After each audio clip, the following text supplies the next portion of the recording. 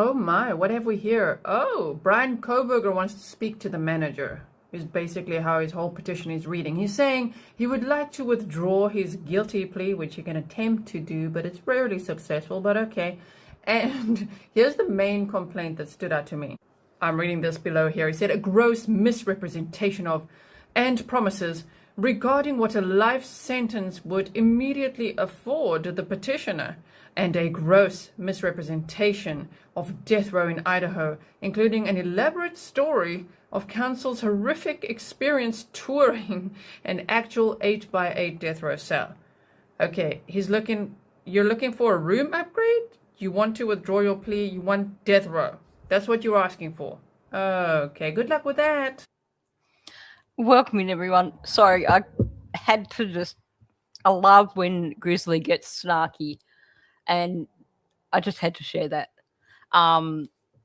Interesting that Koberger's now saying, I've changed my mind. I want to withdraw my guilty plea. But you got to love Grizzly. You really do. She cracks me up. No wonder she's so successful, because she's just hilarious. So welcome in, everyone. I realise I'm once again kind of late, more than kind of late, sorry. So let me have a look. Welcome, Ariel, Bonza, Camilla. Welcome in, wherever you are. Anki, Ernestine, Dodie, anyone else that I've missed? Good to see people in here. Gisela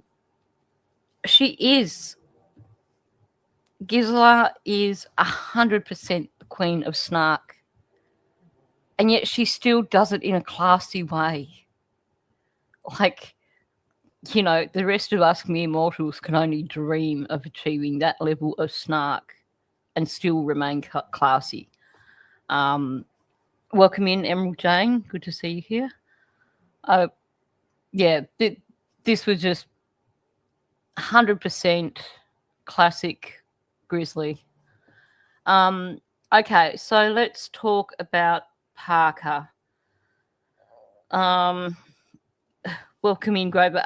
You're actually not late, because I only played like a 30-second clip from Grizzly, and that's about it.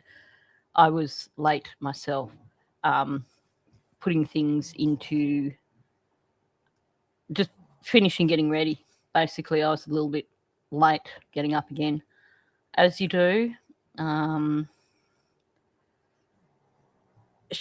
know, that's the thing. She keeps it professional. She snarks so well. She's perfected the snark. She's the queen of snark.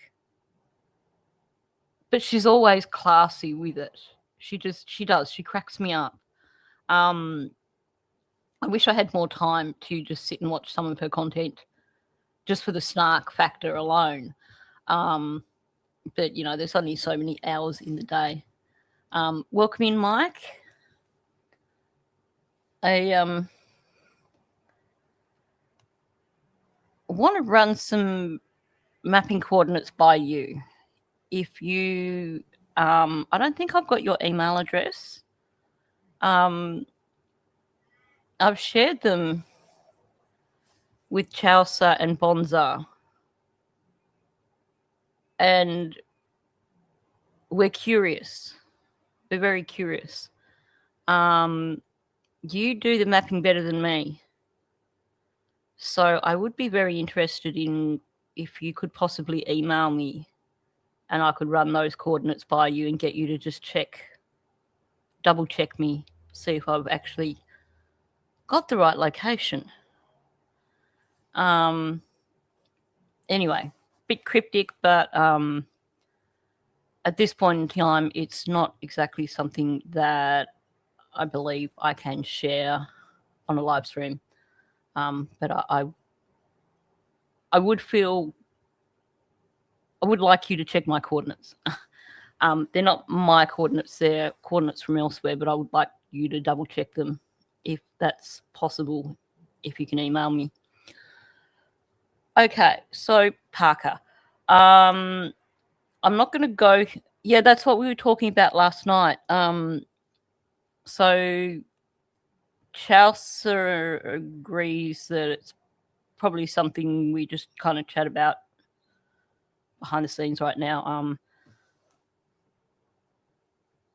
But I would like to just make sure that those coordinates are correct because they're a bit interesting. Welcome in, Deborah.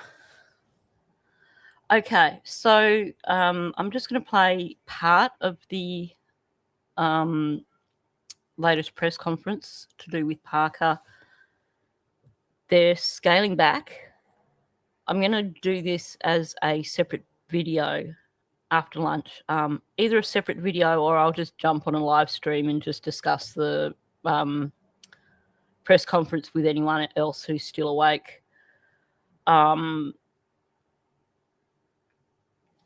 But yeah, it's scaling back, still no luck. But there's three different clips that I want to share with people, so I'll bring them up. 16th, well over 1,000 people from the Calgary Police Service, partner agencies, and the broader Calgary community have come together with a shared purpose, and that's to bring 11-year-old Parker home. In my 35 years with the Calgary Police Service, I have never seen such dedicated, committed, extensive, and prolonged search tactics. We are not giving up. Our approach is changing, but our resolve to find answers for Parker and his family is not. We will continue to follow up on tips, re-examine evidence, and pursue any new leads that emerge. If new information identifies an area requiring additional search activity, we are prepared and ready to respond. I am Sergeant Daniela Cervale, and I am the supervisor. Whoops, sorry. Bonza, did your brain go to, that's not how you make porridge? Sorry. If you know, you know. So, yeah, definitely scaling back. Like I said, I'll go through that full, the things that stick in your mind, right? And the Cotties ad. Now my brain is just stuck with all these damn ads. Gio. Anyway. We both went to the same place. My other one that sticks in my head is, I would like a squash. Welcome in, Terry Fur. Good to see you here. I should at some time try and find some of these old ads so that people understand what the heck we're talking about. I think the Go-Go Mobile one was my favourite of all time. No, not the dart. Sorry, back to Parker. I get triggered when I hear a Scottish accent because it takes me right back to that Aussie ad.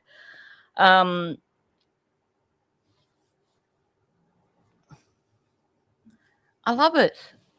It seems like every time I put on a clip from Calgary, there's a different accent. So there was that guy the other day that was from South Africa. It's like brilliant. He's got to be somewhere. Wait till you see the Caltopo map. So I've got 3 clips. The next one I'll play is they'll say what their name is. I forget already, but it's brilliant. I am Sergeant Daniela Cervale, and I am the supervisor of the Victim Assistance Support Team, commonly referred to as VAST. Today, we are at the Thorncliffe Greenview Community Center, and we're here to offer support, resources, and information to the residents of Thorncliffe and Greenview, but also to Calgarians as a whole. We've been in a partnership with PAD since 2013. These two are Tetris and Melon. So Melon is 4 years old and Tetris is 3 years old. They're the newest addition to our team. And so their primary responsibility is to provide support for victims who are testifying in court. But there is a whole other array of responsibilities that they have, including school visits, hospital visits, making sure our own internal membership is good, and of course, community outreach, as you see today. This is obviously our community outreach trailer, and we go to community events and we go right into community for traumatic events as well, or any kind of community asks. You'll see sworn members, the accredited facility dogs, and you'll see volunteers who are walking around providing that information, support, and referral to community members. I've been doing the briefings every single day. Okay, sorry. I love the idea of that they've got this victim support assistance, like people, and they're set up there. That's really, really good. And the dogs, love the dogs. Yeah, I think we've all got a bit of Irish in us. Definitely a lot of Irish breeding in my family. It's anyway, moving on. This guy is going to show the cow topo maps. You've seen before, I've shown you some of the cow topo stuff from Please Bring Me Home, where basically it's an app. Hikers use it usually.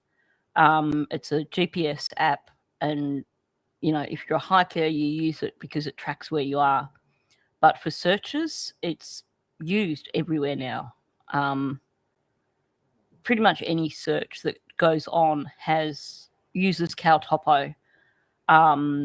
They usually have a unique login for anyone that's searching. I did have a look, and it seems that they've it's possibly something that is, you know, they give the link to anyone who registers, but it's not publicly available. But I don't think that matters, because what he shows is more than enough. So they've basically had people who are searching using CalTopo, and it's mind-blowing when you see the tracks everywhere.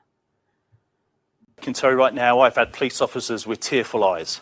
We have said, my last point every single day is that there is a family sitting next to a phone waiting for a phone call for us to be able to tell them that we found their son. And that's never wavered. The commitment has been unwavering. I've been this from the very beginning. I can tell you right now, next to his parents and his family, no one else wants to find him more than we do. We've been using a mapping app called CalTopo. With the app, we put that app onto every searcher's phone, whether they've been a civilian ground search and rescue team, or they've been sworn members, peace officers, fire department, canine teams, mounted. Anyone that's been involved has had the app. What that does is, as soon as they start searching, they start it tracks them, and then at the end, they end their tracks. Every single line that you see is an asset.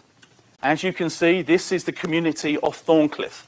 The dot in the middle, that's the last point that Parker was seen on the 16th of July. As you can see, that has been searched intensively. I think Calgary needs to know that we have pulled out every stop and utilised every single resource and strategy that we can to find Parker. If there was more we could do, we would do it.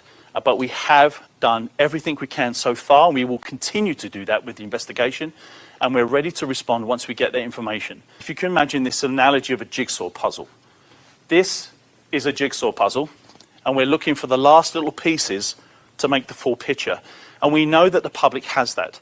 That's why we're asking you to search your properties. No matter how small, even if you're outside the search area, search it. We need to know that you've done it. And do it regularly until Parker's found. I've been doing the briefings every single day. I can tell you right now. Whoops, I probably didn't edit that so well. Yeah, Canada does sound like Australia, doesn't it? It's like Spot the Native. Welcome in, Jess. Good to see you here. That's the problem, Mike. The urban searching, so many areas, so many spots that he could have gotten into that might not have been searched. You know, lots of empty rentals and stuff like that, or empty houses.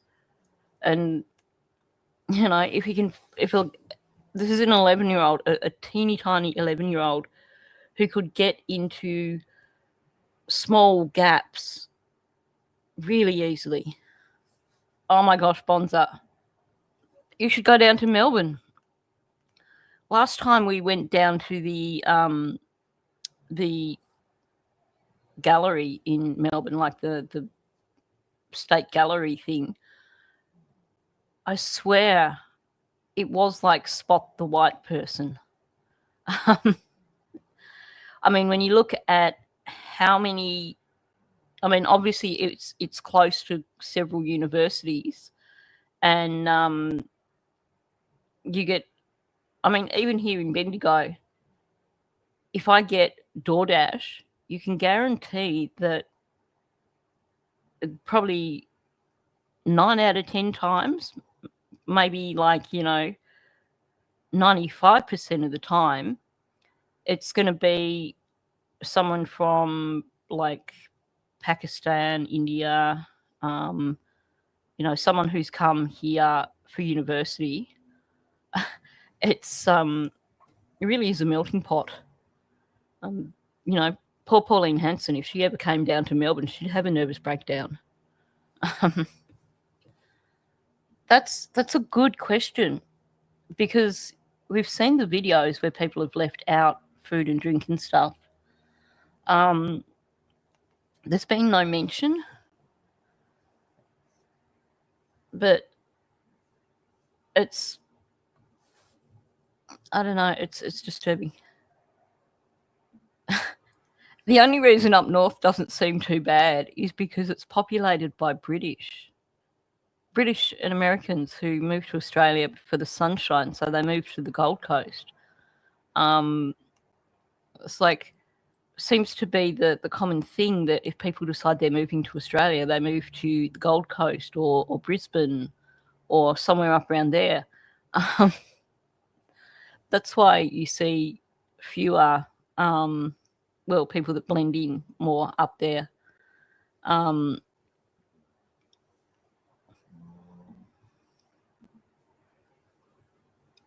Yeah, that sounds similar, but we've got a lot of Asians here as well. Definitely a melting pot in terms of population. I hope he's hiding somewhere, and I really hope that he can be found, because this has gone, what is it now? What did they say? It's well over a week. 16th he went missing. That's a really long time. Oh, wow, Jess. They don't hear.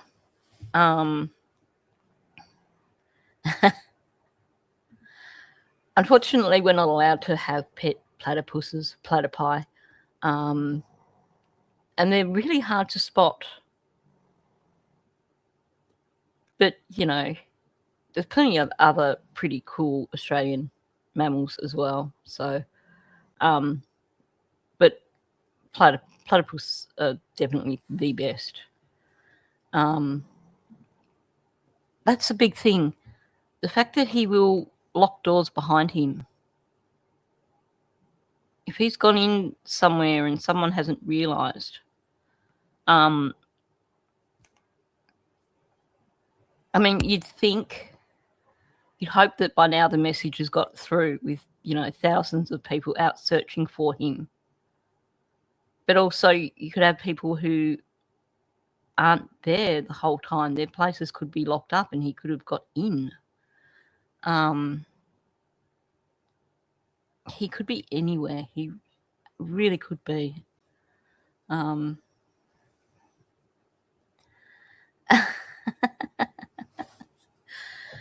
Yep, I know what you mean. Oh, damn! I didn't get a chance to look at the koala video. I don't seem to be managing my time so well at the moment. Did my live stream last night, then got everything ready for this morning, and then just kind of crashed out. So I will have to find that koala video and I'll have to play it tomorrow. there's a part of me that is so tempted to play my new song, but I probably shouldn't. I think I'll save that for a members only live stream. So let's move on to Daniel. So just to set the mood.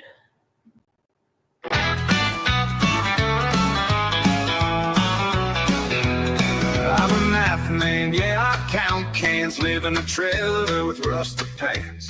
Mom's dog's bald, it's got no flair, lost all its hair, and it don't care. Pink blankets lies I've told again, footprints vanish like phantom friends. I'm Superman, Daniel, faster than wind, stronger than a chopper with a rotor spin. I rake my driveway for mom shakes her fist. Super Daniel, yeah, I can't be missed.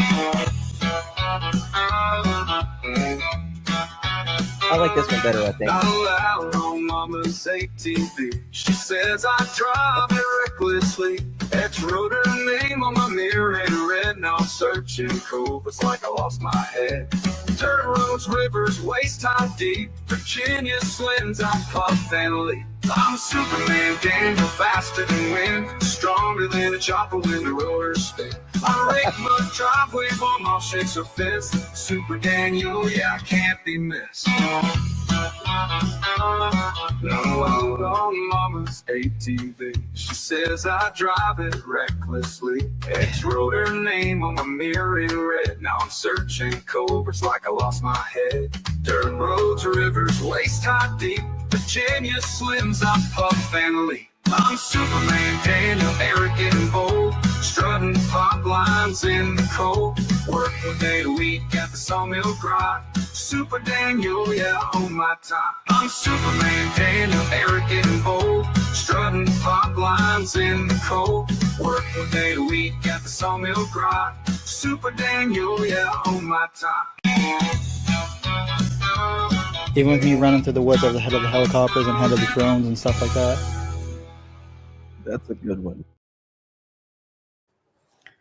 Okay, I'll bring this back up on stage. In the afternoon, that was...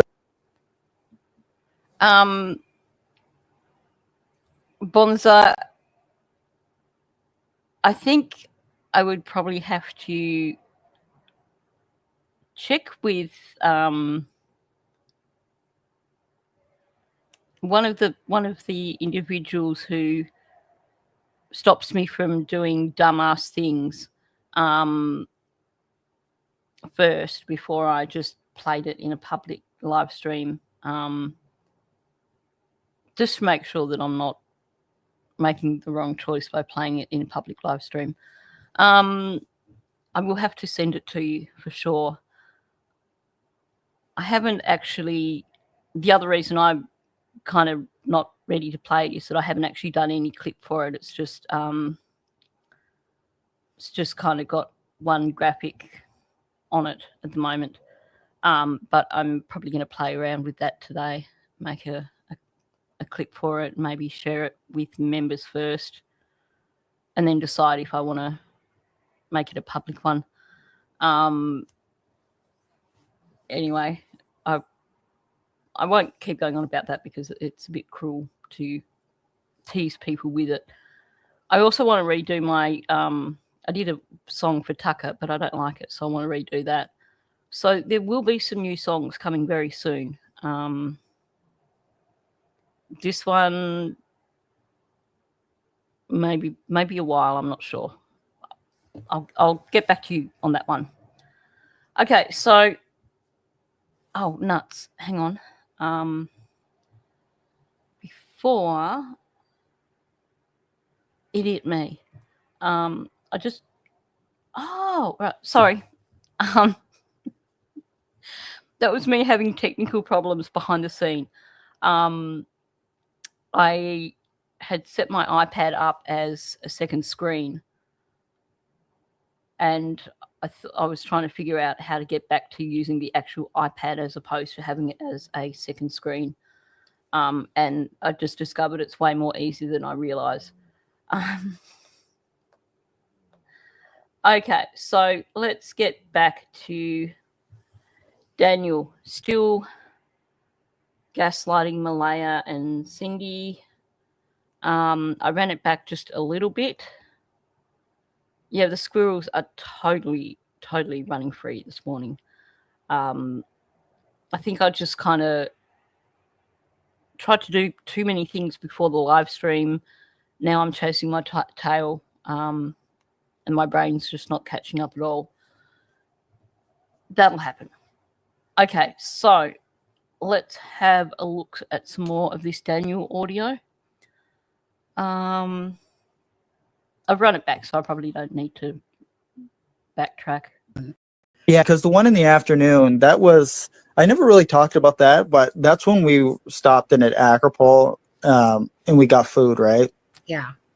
And when I was getting out of the car, because, you know, we made the call, we ordered the food, and when it was ready, we just, I walk in and pick it up and pay for it. So, but she called the exact time that I was getting out of the car to walk inside to get the food. And that's when that's the call in the afternoon that, you know, Cindy and Malaya had. I wasn't around for that call. That's when I walked inside to get the food. But I didn't know she made a call that night. I didn't even know she made a call at 8:28 on Friday morning. I didn't know that until I seen the documents. So just because a lot of people keep saying Day 12. Thank you for that. I was thinking day 11. I know. It's so heartbreaking. It's just the wondering where he is, and if he's not somewhere where he's got access to water.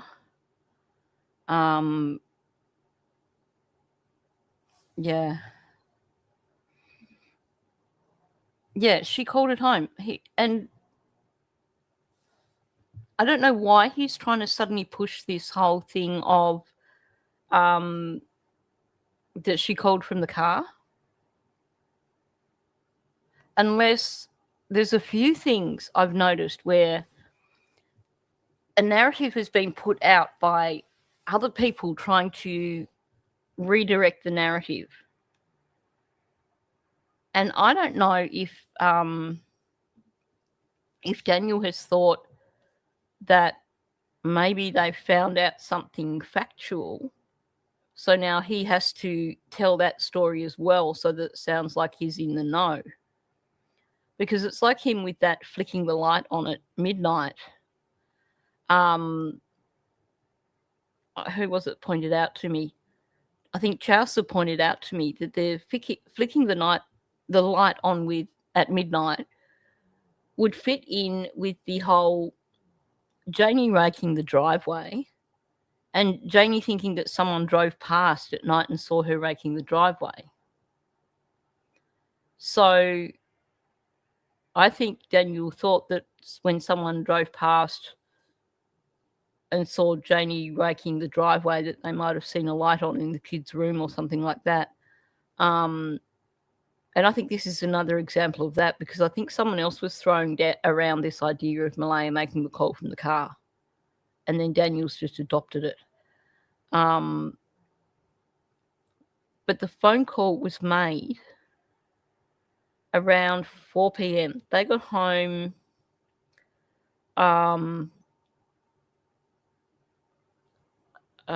it was about 3:15 or something they got home. I can't remember. I haven't got the documents in front of me.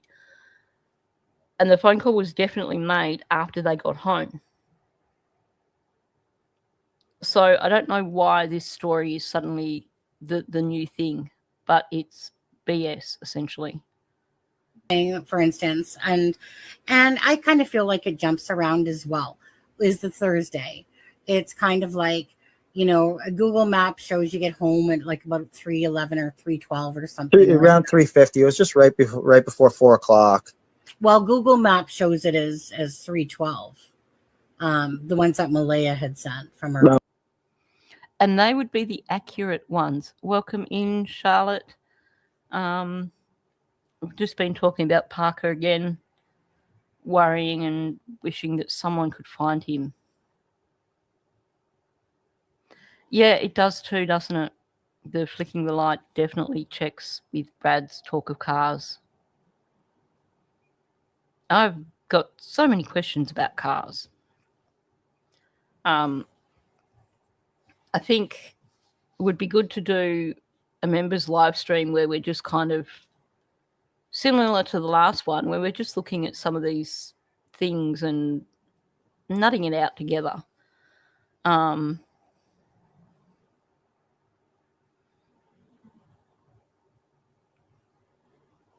Oh, exactly. It's BS. He knows exactly what calls were made there when. I think, although the 8:31, I suspect that Malaya had to have gone. Either Malaya was out of the bedroom, or Daniel was off doing something. Because I do think that took him by surprise, and it's an odd one. The timing of it is very odd. But yeah, I don't know why Daniel is pushing this, because it is clear in the documents it was not 350. Okay. Now, and then just to go now, you had said on an interview, like the guy with the dog, right, with a constable or whatever, sergeant guy, whatever, with the dog, that you said that, well, Daniel, like, basically we just don't believe you, like, you're. Yeah, that was Luke. Here we go. Well, not 2 adults, 3 adults. Question is, how can 3 adults lose 2 children? Because according to Janie, she heard them. She never saw them, but she heard them. Yeah. Didn't have a password for the school stuff. Malaya does all the school stuff, but he got the email or the notification on his phone. Like, I would imagine that would be something that he'd have to have control over quite a bit. Wouldn't surprise me in the least if he was the one that put the notification in. Although I guess they can check their phones to know exactly who did. But yeah, no, 3 people on the property with 3 children, and they lose 2 of the children. It's not good math. That guy, You're missing. I can say that guy was a little bit strange, because on like the second day the dogs were out, I walked outside. There was investigators there and the dog handlers. This is gonna be embarrassing for Luke, but yeah, I walked outside. I didn't have a shirt on, and then I was like, all right. They said to investigators, like, I'm gonna go put a shirt on. He's like, all right. This story is BS. And I'm going to see, I have a sneaking suspicion that I may not have actually sent this to my iPad, which is a pain in the ass. I've got it. Okay, so we're going to go off at a bit of a tangent.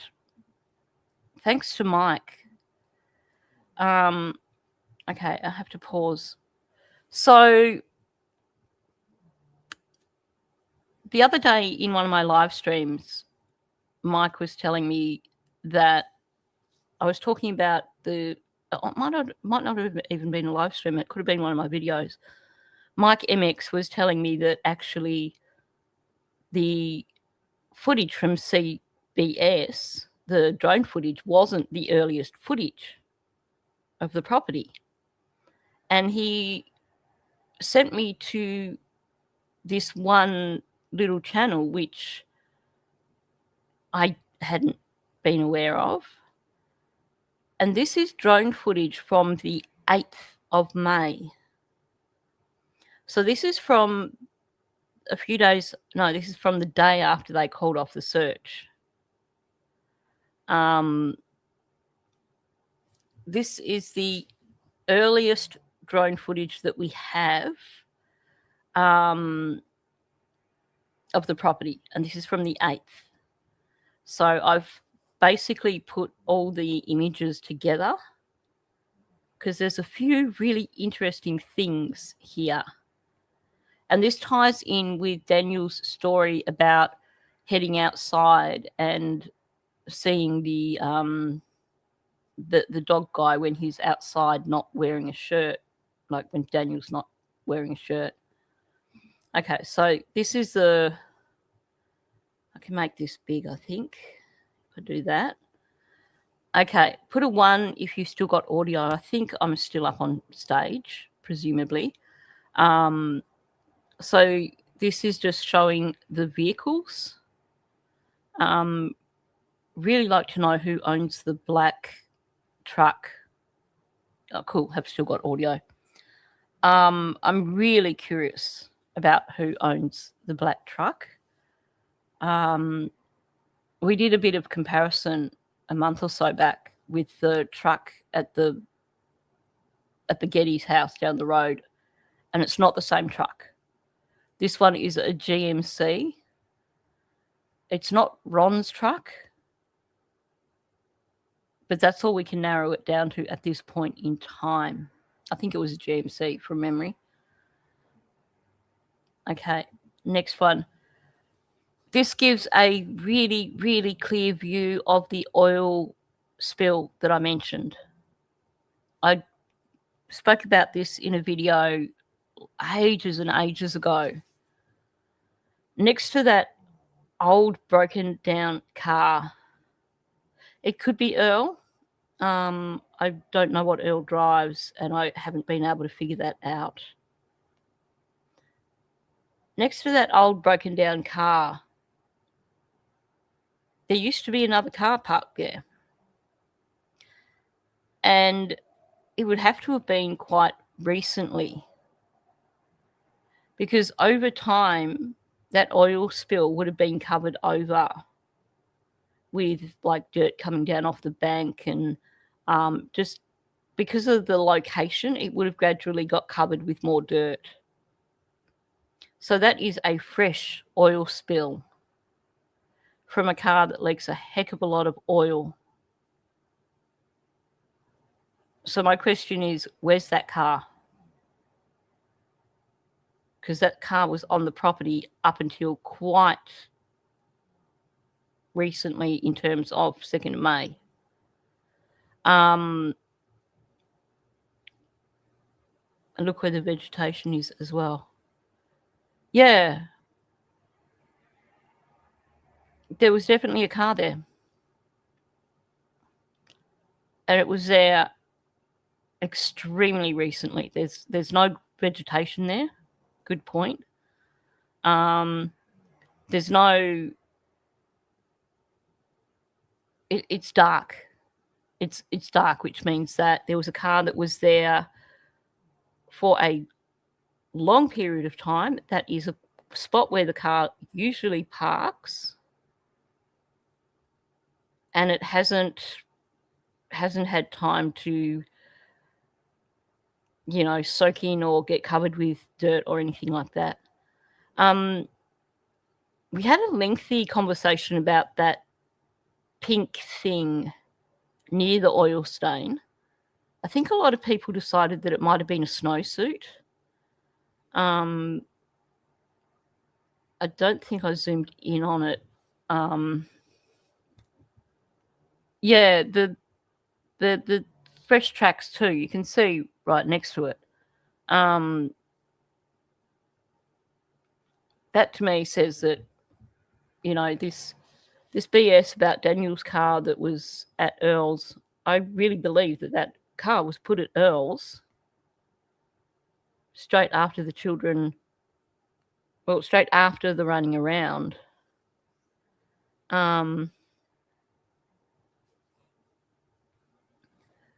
Could be maybe someone has changed the oil, but I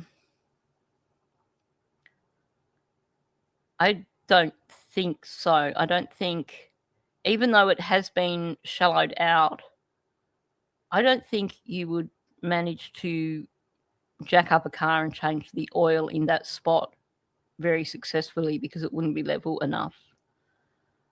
But then again, you know, Daniel's dumb enough to jack up a car when it's not level. He probably wouldn't worry about if that car was going to come off the jack and land on him. So it could well be that someone's changed the oil there.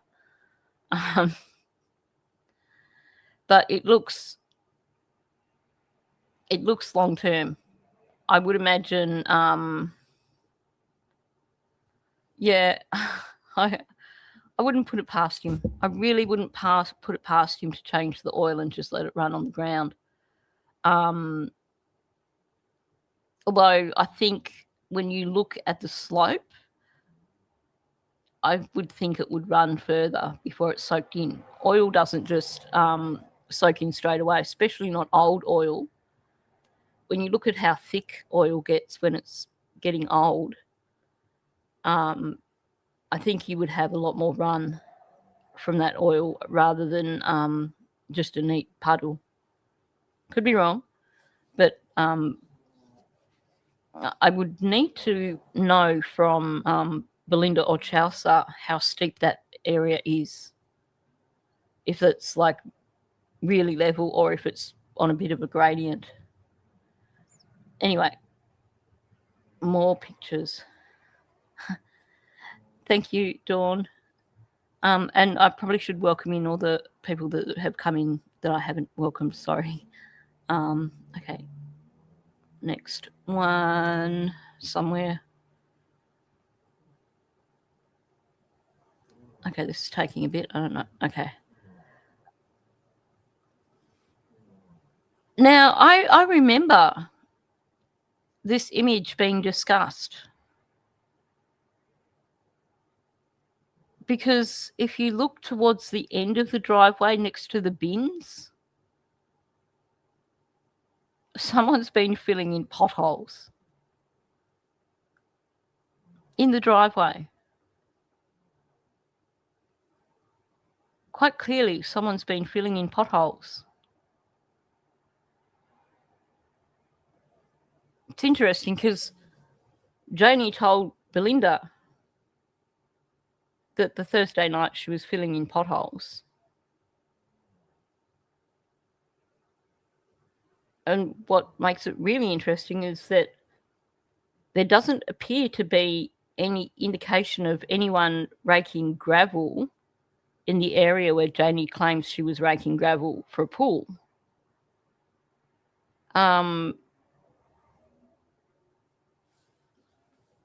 They probably don't.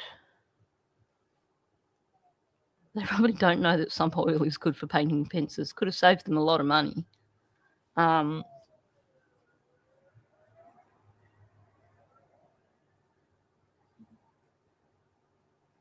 Between the truck and the car at the bottom left. Near the wheel.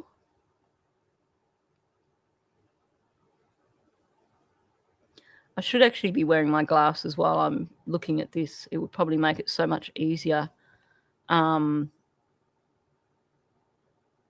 hell yeah. Good point. That really is the perfect spot to... Oh, okay, hang on. I'll take the comments off stage for now.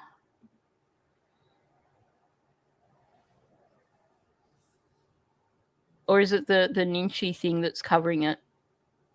Hang on. When I'm looking at it from here, the bottom of my screen gets a play bar that covers the just the almost up to the Ninchi part where it says Ninchi True Crime. So I don't get to see a lot of the stuff at the very bottom of the screen. I really don't know. One of those things in the truck looks like a box of some sort. I know. It's a joke, Janie raking for a pool. Right here, we have someone's been raking potholes right at the end of the driveway. And, geez, that sounds familiar. Sounds really familiar. Where's the evidence of raking for a pool? Because that gravel up the end where she claims she was raking is packed in. There's nothing to rake. Go figure. So yeah, it seems to be a box of some sort in the back of that, on the tray of that ute truck. I keep wanting to call it a ute because that's what we would call it. But there's empty bags or possibly one full bag of cement. I'm not sure. Bags of gravel could be. I would really like to know whose truck it is. Anyway, moving on a little bit more. Okay, sorry. I tried to get a better shot of what was on the back of that ute, but it kind of still doesn't give us any.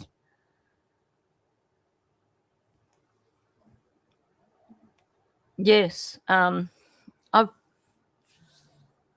got that somewhere. I've got a few things in my Google Drive that I need to pull out. I think maybe I need to do one live stream where we just look at all the different cars and try and figure something out there. But I've definitely got that advertisement, I'm pretty certain. I know I've got the advertisement for Daniel's car that he sold. Are you the only one who sees a person in the middle right on the side cut off by the pole? It could well be because, yeah, like I said, I'm not wearing my glasses, so you guys can probably see it better than I can. One of the images that's coming up does have some people there, so it could well be that person. Is it someone in like red? Someone wearing red? Because we do see someone next to the black car in a minute wearing red. Yeah. Actually, this angle shows us all the potholes that were filled. Someone was filling a pothole right down near the road as well. Someone was very busy filling potholes.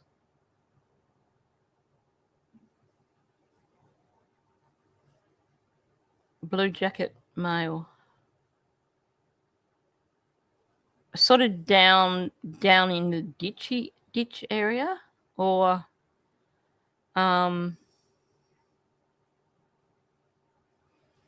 yeah, it could be a person or it could be. Okay, time to put the glasses on. I think I'm not sure how this is going to go with my big chunky headphones. Okay. If you follow the wire down from the pole, from the power pole towards the little stump that the wire is attached to, you can see something sort of down the hill a bit. I don't know. I think these glasses make it worse because they're really need to get myself a pair of glasses that are not bifocal kind of ones, because otherwise I'm like looking at the wrong part of my glasses onto the computer screen. It doesn't work. It could be a person, it could be something that's blown onto the ground there. I'm not sure. Anyway, let's go to the next one.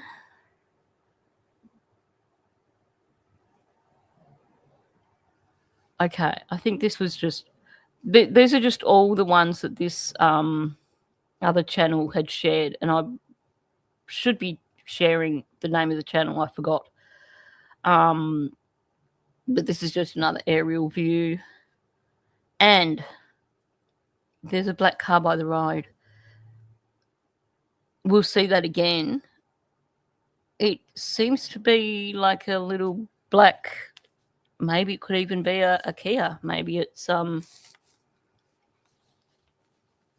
Ron's wife's car. Now, this was the 8th, but there is still something under the windscreen wiper of Janie's car, which is really curious. Unless it's like a defect notice or something like that. I don't know. So much crap lying around. When you look down on it like that, there is just so much crap. Like, you know, a completely dead, rusted out wheel that looks like it's been there forever. Just, yeah. Anyway, move on from this one. Eventually.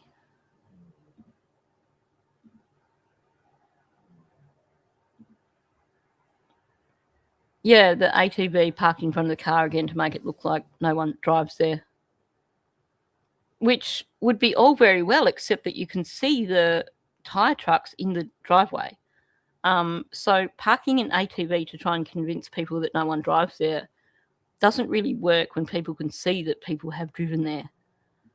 You know what will be interesting? To see if we can see if that the stone can, is there.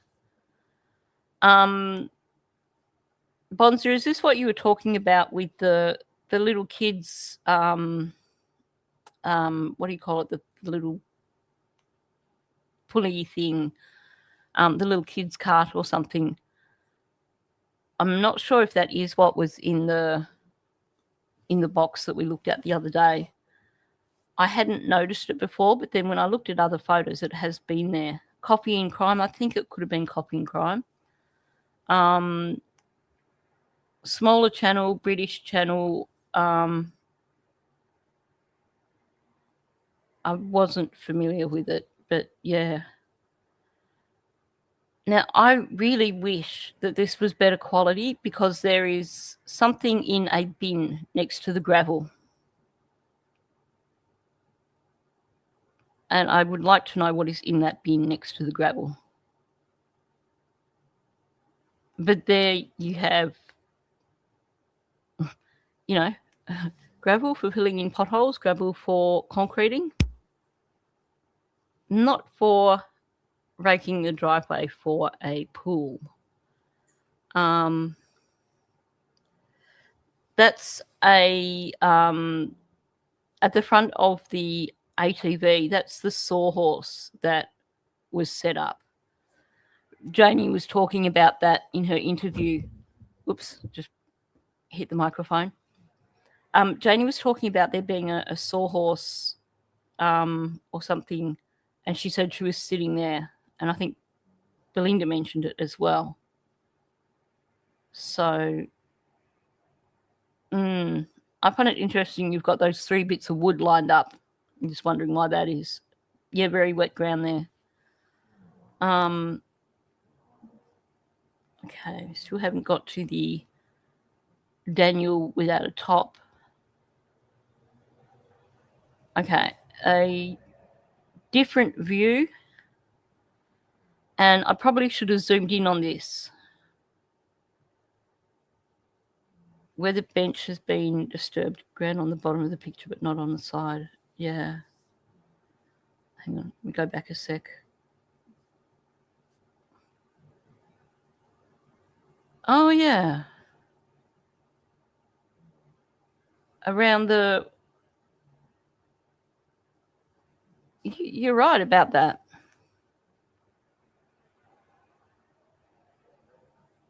There's been... That's a low spot in the driveway, and you can see the wet. But in the middle of it all, that's fresh. It's been scraped out.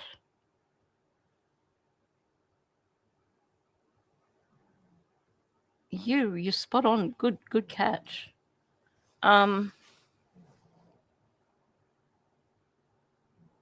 I mean, if it was a car that was parked over it, it would be a bigger patch. And you wouldn't have it looking like someone's scraped out a section in the middle of a wet patch.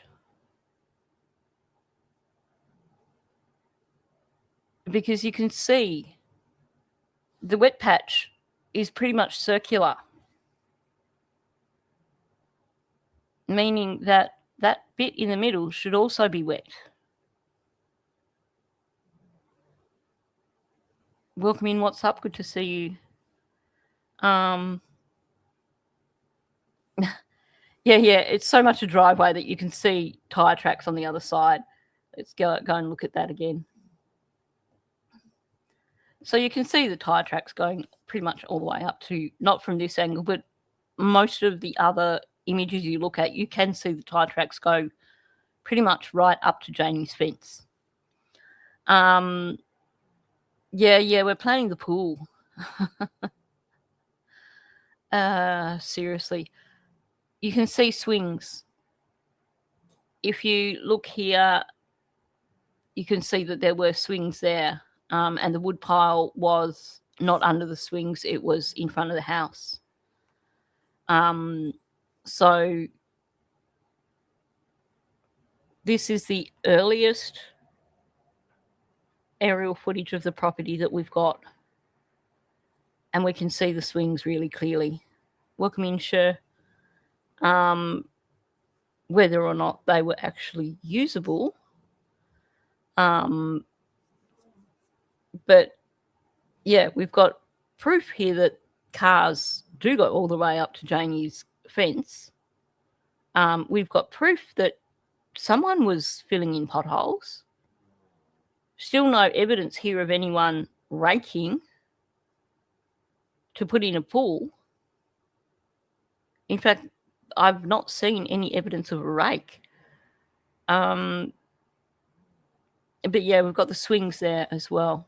Thank you for the Jules. What's up? Very much appreciated. Okay, let's see if we can do a bit of a where's Wally? Oh no, we're not there yet. Now, this is something I've spoken about before. The back of the shed, and it does zoom in, but I'm going to point it out first. The back of the shed has a tarp up against it, and it seems to have like a pipe or something coming out the back. And this is gone in later photos. I'll keep moving on because I know there is a closer version of it.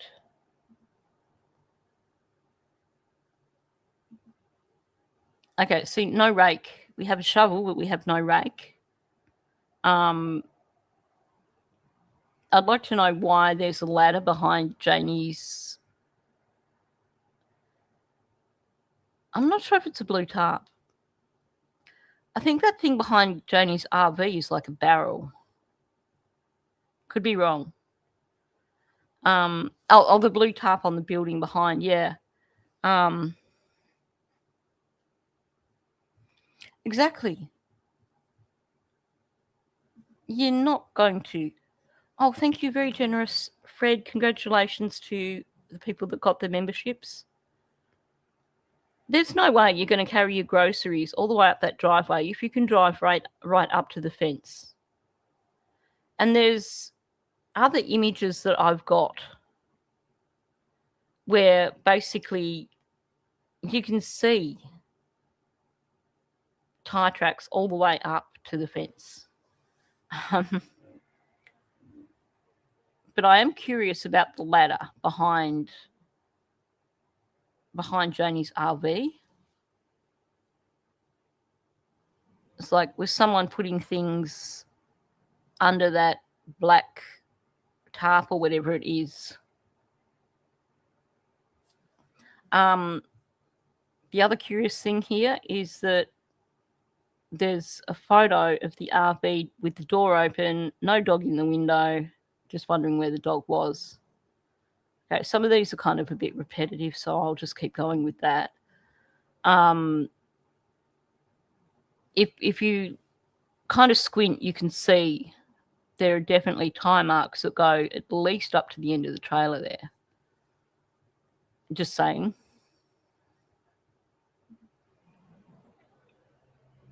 Okay, getting there.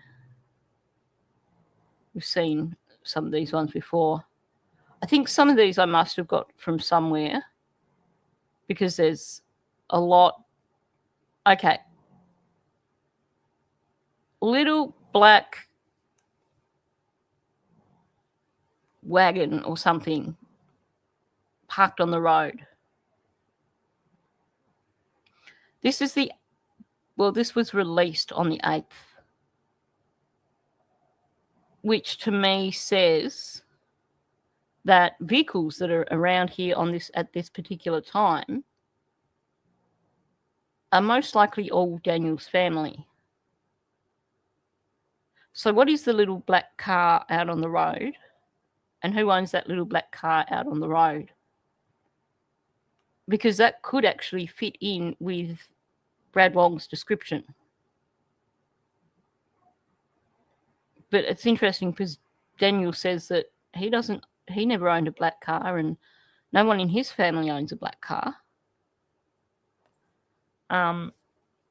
So whose black car is that and what is that? Because I'd like to know. I'd really like to know. I wish there was a better cool. Looking at the names. Amy, Zoot, Wee, Patriot, Neela, and Unlock. Congratulations on the memberships for those people. Okay. And I'm just going to comment, there's a major lag at the moment with comments. So people's comments are coming up like really slowly for me. Coming up in StreamYard, there's quite a delay. So I just want to, if you're wondering why I seem to be not quite in sync with what's going on. Okay, must be this other image somewhere. Okay, here's a better view of the tarp set up behind that shed. And there's like a white pipe or something coming out of the tarp.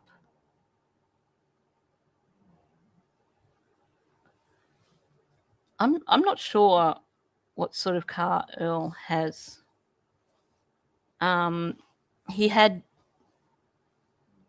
Daniel's car at his property. Actually, I do have some aerial shots of his property, but I'll have to try and bring them up another time because I think if I tried to get into my Google Drive, I might lose StreamYard, quite likely.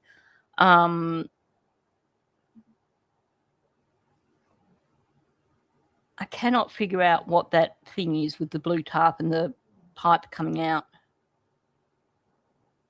It's very, very curious. Seems we're all lagging. Makes it tricky when you're trying to look at photos. And welcome in, Corbin. Good to see you here. It makes it really tricky when you're lagging and people's comments come up after you've kind of moved on from what you're talking about. Okay, still moving on. Seen that. Piece of roof guttering. It could be a piece of roof guttering. That makes sense.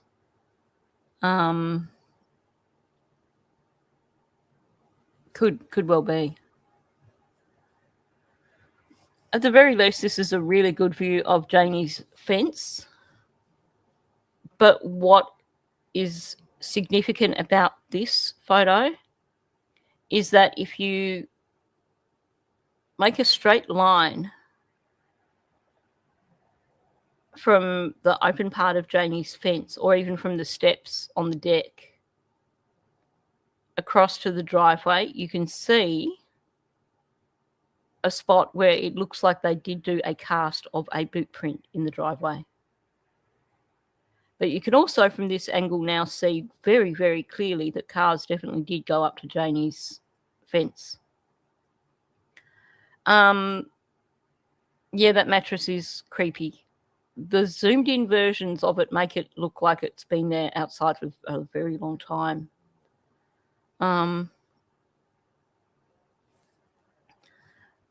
That building could well be part of it, could well be part of the chook coop, the chicken coop. But I still can't figure out why you'd have that blue tarp on the back with a pipe coming out.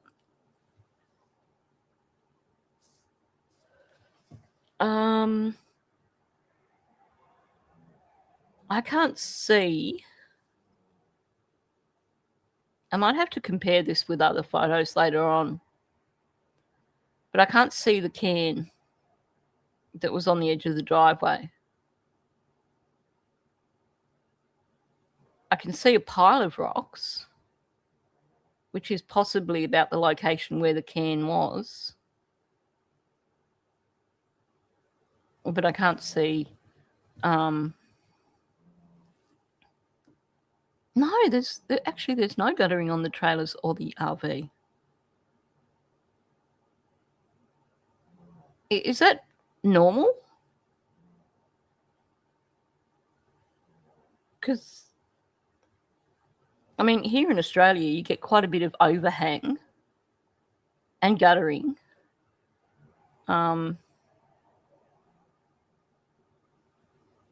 That's yeah, I actually hadn't picked up on that. Okay.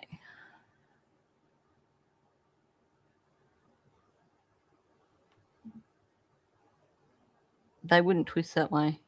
You have gutters on your house. Yeah, it looks more like a pipe to me, just because of the colouring as well, but I could be wrong. Just to zoom in on Janie's RV. And there's definitely something under that black plastic.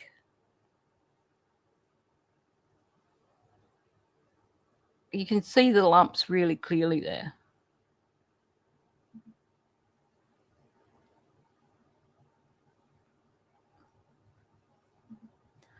Okay, I spy. Because I don't see a dog.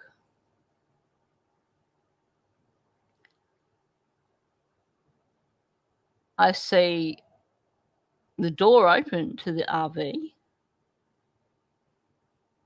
And you can see clearly into those front windows. But there's no dog.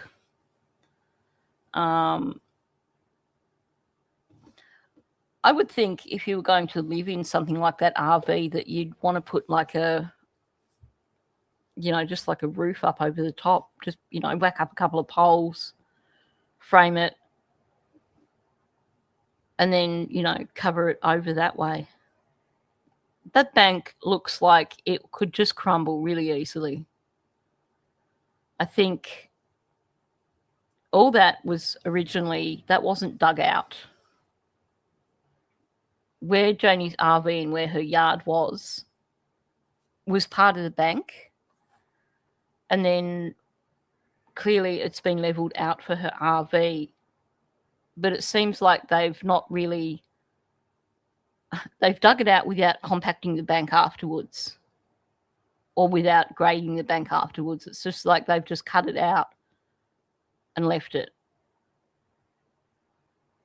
And it could be a disaster for kids climbing all over that bank. Honestly, the hazards around this property. Yeah, well, it is quite likely because remember Belinda said that when she went there on the 17th, Daniel said Janie was inside the trailer. So it's quite possible.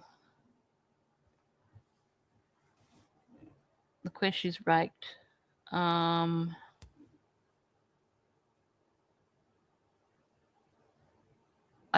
As in the level, the spot where it's just like a different colour near the rake. Yeah, I think she must have moved back into the trailer. Because, yeah, I mean, she was in the trailer when Belinda went there on the 17th. And there's certainly no sign of a dog there.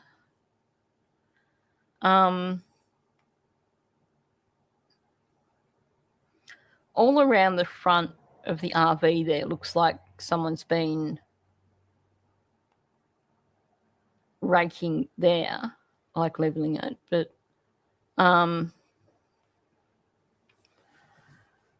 the stovepipe is up there. So when did it get removed? Because later photos, it doesn't have that upright bit. Yeah, the old photos of the property show that from the woodshed across was all cut out and levelled.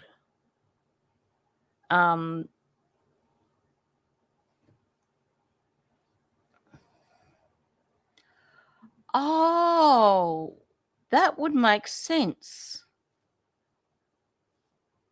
That would make a lot of sense. It was back there later on. And Daniel made some comment of, or someone made some comment of, oh, well, it got pulled out because it wasn't needed there over summer. But why would you break the world on something like that and remove it just for summer and then put it back in? But yeah, RCMP could have taken it for soot analysis. That is a good point. That hadn't occurred to me.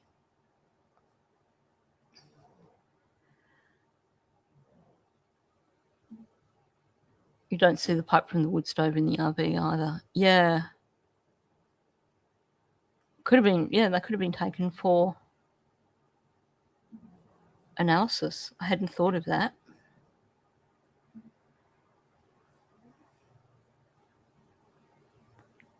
Okay. That's just a zoomed out version of it. With all the junk out the back.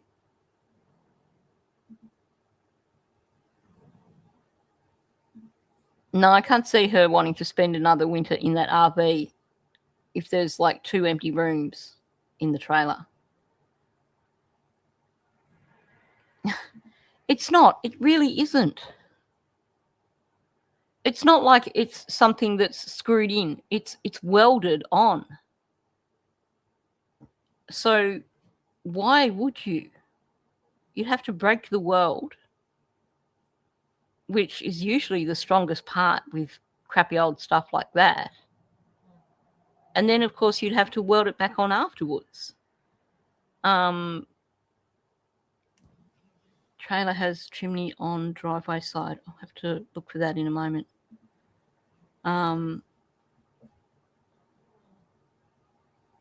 Oh, the window wasn't boarded. Hang on, let me run it back just a sec.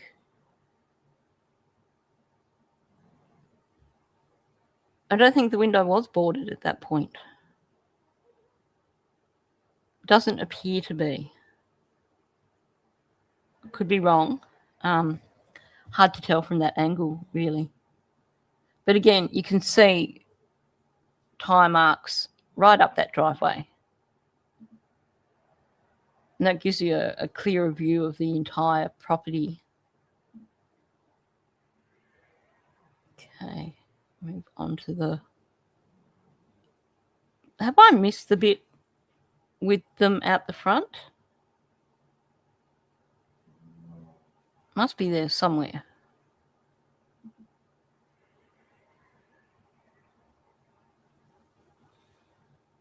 Oh, I see. There is a...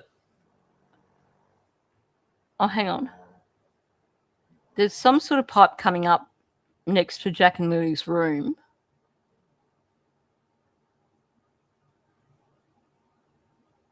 I'm not sure what all the different bits are that are coming up.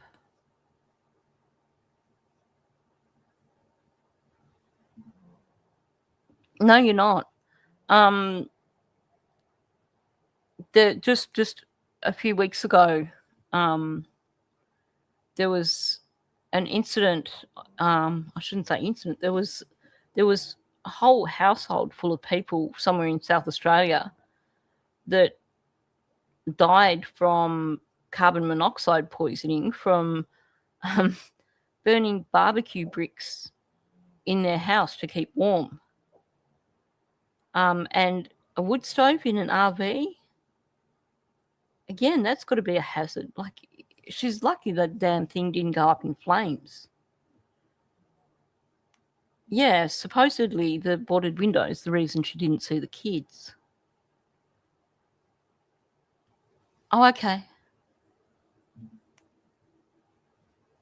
Yeah, in a trailer I can see that, but in that RV, I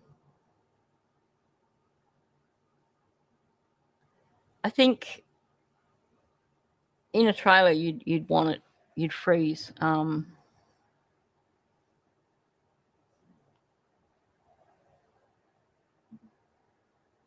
yeah, that makes sense. It'd be damn cold there, that's for sure.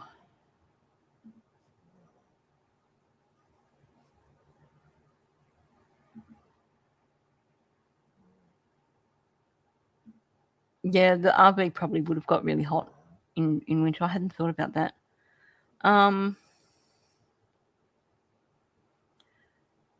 Yeah, that red thing could be what ended up in the skip. Just near the old gas tank.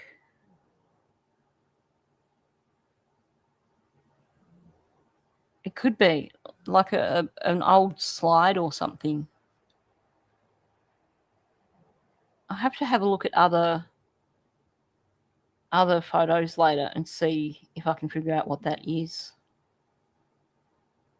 Okay, moving on. Have I missed the part where Daniel was in the driveway without a top?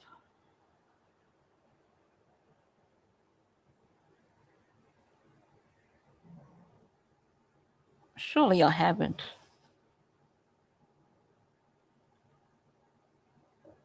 I may well have done.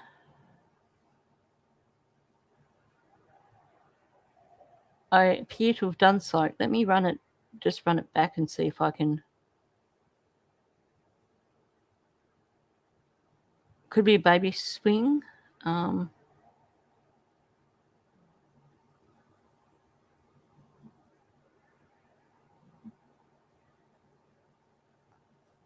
Okay, Bonza, you saw it too, didn't you? The image of Daniel standing in the driveway near the four-wheeler without a top on, and there was someone else in a top next to Janie's car. And I don't seem to have it in this.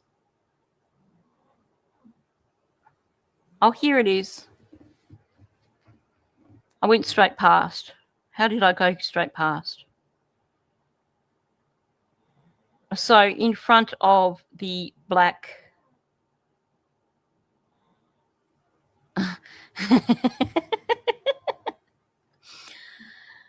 Was he flagging down the drones with his shirt? Quite possibly.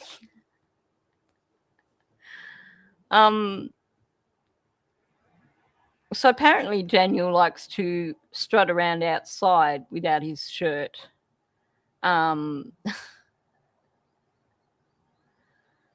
Yeah. Empty bags of concrete by the looks of it. Yep. So I don't know if that's Justin or Ron or someone in the red top. Yeah, the stovepipe was there in the early ones. Oh yeah, it could be Earl in the Flanny, which would mean that probably is Earl's vehicle, possibly. But yeah, that's definitely Daniel parading around without a top on. I missed it because it was that's where the bar is at the bottom of my screen, so it was covered over. Either that or I scrolled straight past. But anyway, that was the main reason for bringing up these images. But I also wanted to show that someone was filling in potholes in the driveway, and that it does appear that there were swings at least around the 8th of May, which is the earliest footage that we seem to have. Yeah, the gully's interesting.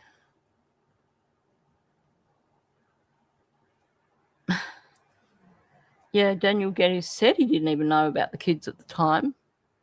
Other times, the way he talks, it sounds like he knew from the very beginning. You've got to wonder about these people, haven't you?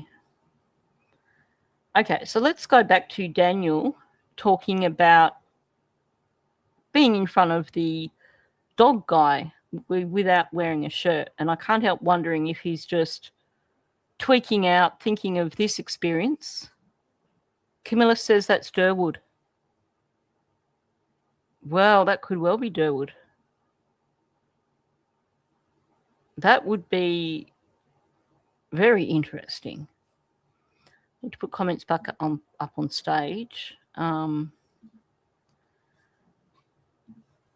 that I can see Camilla, even when the comments are up on stage. That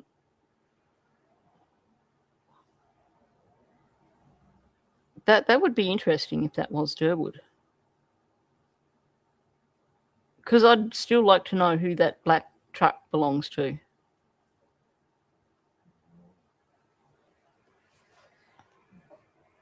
Curious.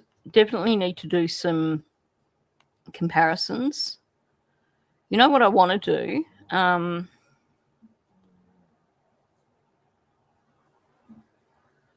going to see if I can find Janie's interview in here. Okay.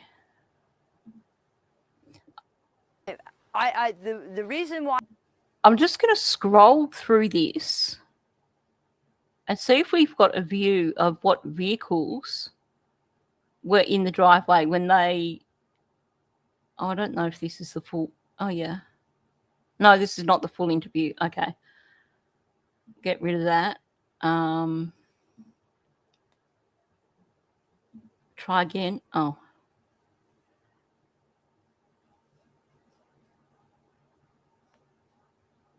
What? I know. They've got that green bin and they've got garbage everywhere.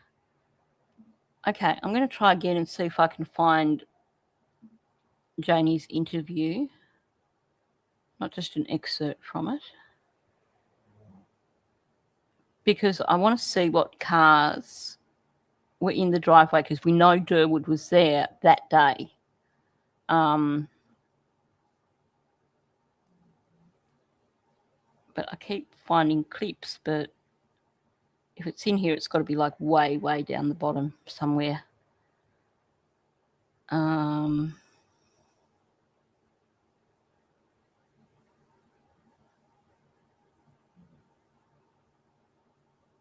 no, I can't find it.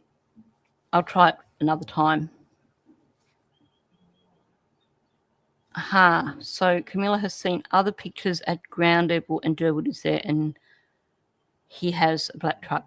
See, that's the thing. We know Durwood's got a black truck. So it certainly could well be Durwood's truck. I'm going to have to go back through all the images I've got and see what I can find. But I'll pull that off for now. They could have made a really nice place, a really nice yard for the children. It's sad. It's really disappointing. Okay, so... It's like you don't want people taking pictures. I'll run it back and we'll listen to Daniel now talking about walking around in front of the dog guy without a top. The ones that Malaya had sent from her. Okay. Now, and then just to go, now you had said on an interview, like the guy with the dog, right? With a constable or whatever, sergeant guy, whatever, with the dog, that you said that, well, Daniel, like, basically, we just don't believe you. Like, Yeah, that was Luke. That guy. you're missing. I can say that guy was a little bit strange.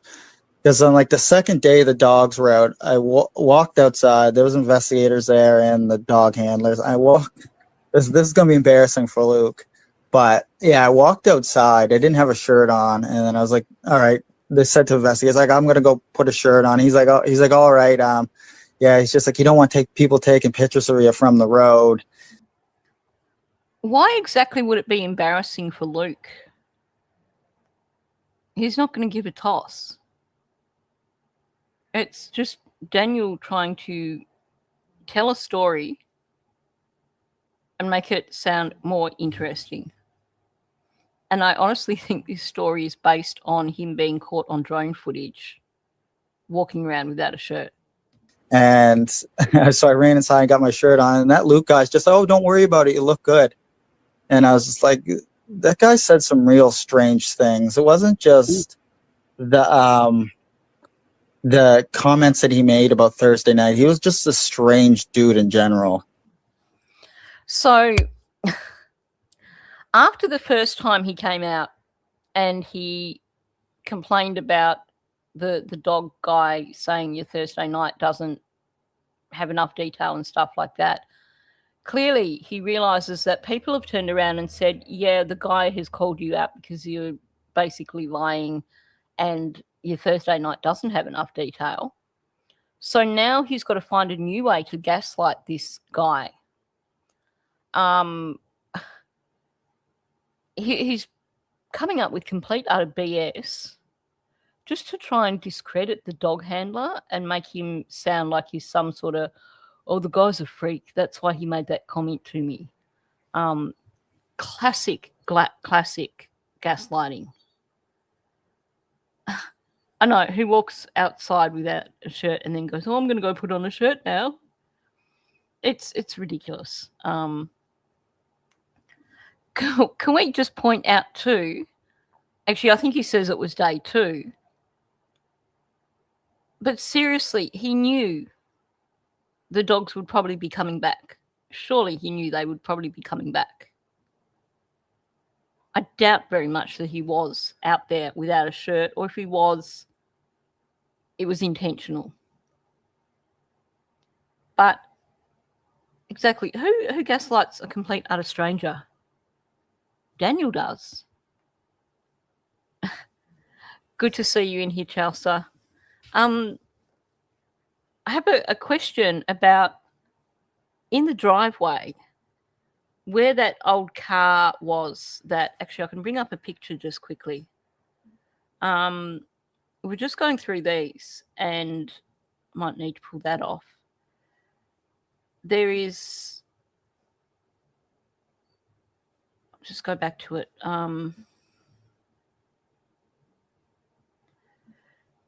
We're just looking at the spot in the driveway where you can see the oil stain. And my question is, because obviously there was a car parked there and there's oil that's gone down into the soil there. My question is, was that like really level there, or was it on a bit of a gradient, if you can remember? Because I was saying it looked like a car had just been sitting there for a while and leaking. And other people said, well, it's possible that maybe Daniel was doing an oil change and just let the oil go into the ground. But I would imagine if you're doing an oil change, the oil's going to be pretty thick, meaning it's not going to soak in straight away. And I would expect if the ground's not level that it's going to go further. It's going to kind of run down, not just all soak into one spot. So I was curious about how level that spot was. Because to me it looks like there's a bit of a gradient there. But I could be wrong. Anyway. Okie dokie. A lot of strange things. Like he even said to me, sorry for going off track here, but he even said to me, he's just like, did you ever get like so angry with the kids you would have like outbursts, like aggressively outbursts? And I said, no. He's just like, with my 16-year-old son, he's just like, if he doesn't put the dishes away, he's just like, I yell and scream at him, and he's just like, he's like, I get so mad at him and I tear him down and I call him the worst. Bullshit. Sorry, that just came out. You believe it was pretty flat in that spot. I might have to look at other images and see. So it's possible, I guess, that Daniel's just done an oil change and let it soak into the ground. Either that or there's been a car there long term that's only recently been removed before that image that was leaking a heck of a lot of oil. Why would a professional dog handler come out with a comment like that about his 16-year-old? Especially when you consider that in terms of this program with the human remains detection dogs, this is new. They've only had this in place since 2016. So for someone to actually apply and actually get into that program, you would have to be the cream of the cream. There's no way known an RCMP officer is going to say that.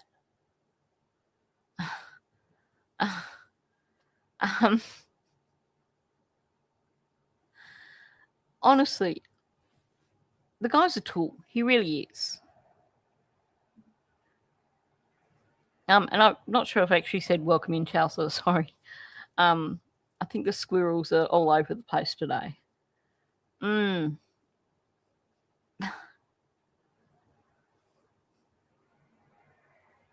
Tear down to the lowest is Nova Scotia talk. Yep. They were from, I can't think. I know one of them was probably British Columbia. I don't know, can't remember the other province.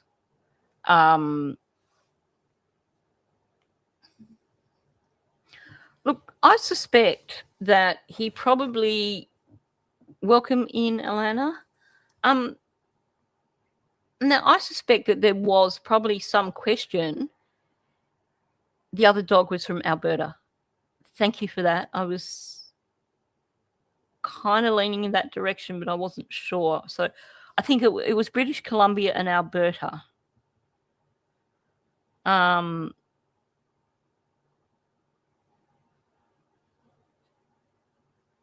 Cool. I could believe that he had maybe asked Daniel if he'd ever lost his temper with the children. But see, in other retellings, Daniel has said this, I think, about earlier interviews. But I did get the distinct impression, and did I actually say welcome in, Kim? Sorry. I think I need to rein those squirrels in a bit. They would definitely be wearing body cam, because if the dog alerted to something, then that's something that could be shared in court, showing the dog alerting. It just kind of adds additional evidence. So Daniel can come up with all these BS stories, but you could guarantee, especially if, from listening to the way Daniel talks, it sounds like when these guys were briefed before they went to the property, that part of the briefing was, you guys can play bad cop.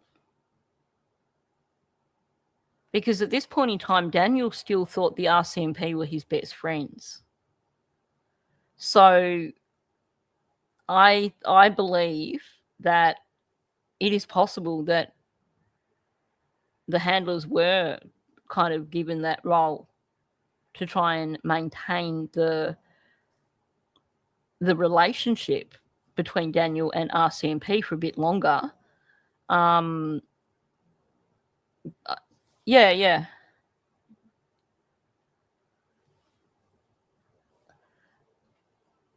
I don't think he would have said the crap about his son, but I do think that the local major crimes had been working to build that false rapport with Daniel, and they were trying to keep that for a bit longer. So bringing in dog handlers from outside was an opportunity to brief them beforehand and say, okay, you play bad cop. But I really don't think it went down the way that Daniel's saying. I could believe him maybe saying, did you ever just lose your temper with the kids? I could believe him asking about the wood stove. I could believe him saying your timeline doesn't add up. But again, going back to become one of these handlers, to actually get that job of being a dog handler especially with a really new program, you have to be the cream of the crop. I mean, it's possible that he could have said that stuff, but not in the way Daniel's saying it. I mean, you do hear officers do that. I just think that Daniel's overplaying it, and he's trying to gaslight. He's pulling everything out that he can to try and gaslight these dog handlers. That's the thing. He makes up so much crap. And he came out hard at the beginning trying to discredit the dog handlers. The other thing is too, given that he was coming out hard trying to discredit the dog handlers, I would expect that we would have heard this comment earlier when he did there's been a few other times where he's done interviews or panel discussions or something, and all he came out with was the dog handler saying, we don't think your timeline matches up. There's not enough detail. So anytime Daniel starts adding new stuff into his narrative, I question it. Yeah. Yeah, even Janie admits it. Most people seem to recognise that Daniel's not good at telling the truth. Except for Daniel, of course.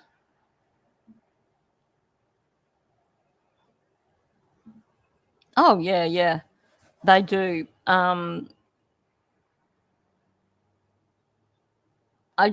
Daniel over-exaggerates things. And the fact that he's only pulling this out of his ass right now, to me says he's making it up on the spot because too many people stood up for the dog handlers when he first came out crying about them, saying your timeline doesn't match up. So now I think he's going out of his way to really gaslight and try and make them look worse. And I was just like saying it to myself in my head. I was just like, this RCMP officer has worked for, RCMP for 26 years. That's what he told me. 26 years. And I was like, he's literally making up a story, or it could be true, about him emotionally abusing his child Right, in front of me.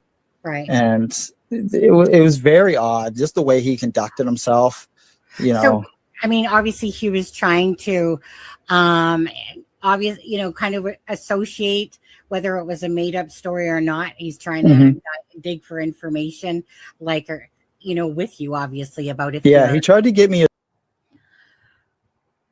So it's got to be either one of two things. Either he was trying to get a response out of Daniel, or Daniel made it up. But to me, when Daniel introduces new things to the narrative so far on,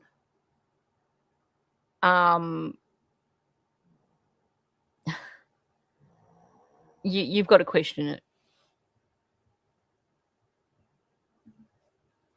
I would love to do something like that, actually. There's a few really interesting ones. I mean, I did do... When I get to Jen Soto's her immunity one, that's a doozy. But I might look for some other ones. Paula's got a lot of stuff in her Patreon. I might look for some other ones and just do a video of one of those, because they are quite amusing.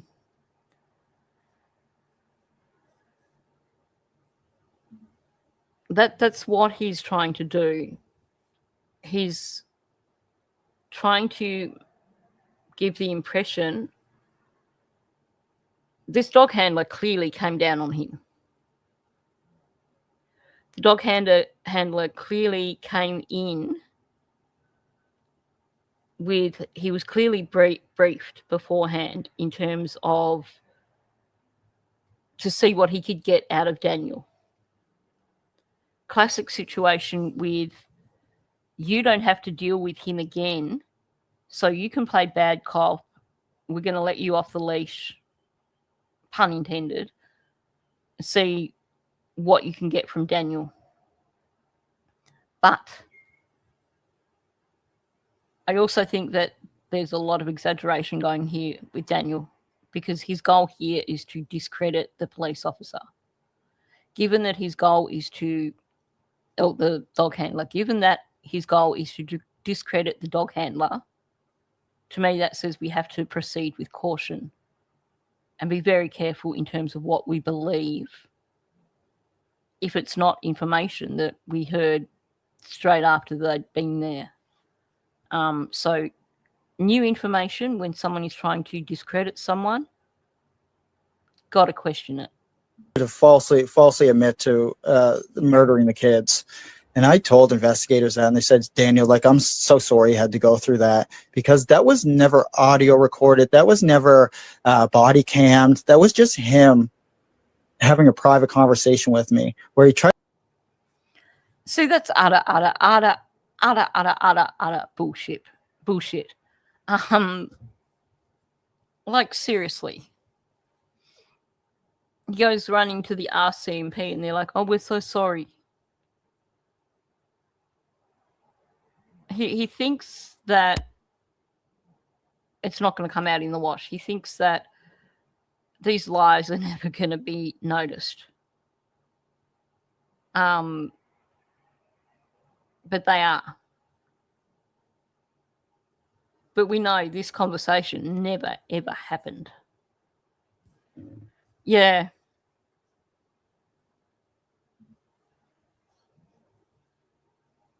Yeah, definitely.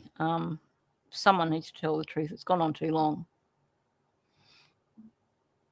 Oh, definitely the good cop, bad cop. But I don't think they're going to cross the line like that in the way Daniel's saying it. They're not, when they're doing good cop, bad cop, they never like apologize like, oh, they shouldn't have done that. This is Daniel wishful thinking. This is a little fantasy in Daniel's head. He's said this a few times now with this. I'm so sorry you had to go through that. I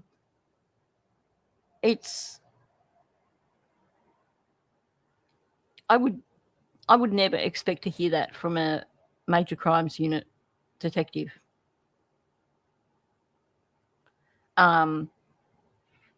Maybe they would have, done a slightly less. I'm trying to find the words for this. See, this is why we end up with me using terminology like lizard lips and Soto sigh, because I try to describe something and my brain short circuits, and I spit out dumb stuff like lizard lips and Soto sigh, and then suddenly everyone's using it and thinking it's like real terminology.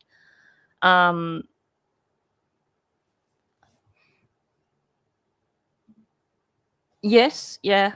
The difference here is what Daniel is putting down is beyond what I would expect to hear from a cop who is trying to get stuff out of him.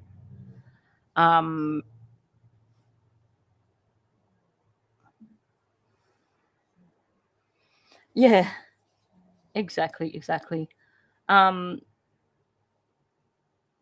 This just comes across to me as a major over-exaggeration. They're not going to apologize to him. Not in the way he's saying. And if they're trying to get a response out of him to normalize the losing your shiz with a kid because they tick you off, they're not going to go as deep as what he did.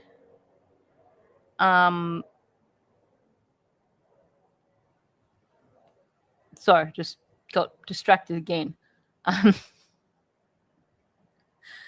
It's not very often when the helicopter flies over that low. Just try and get the squirrels back in and try and reconnect the brain cells.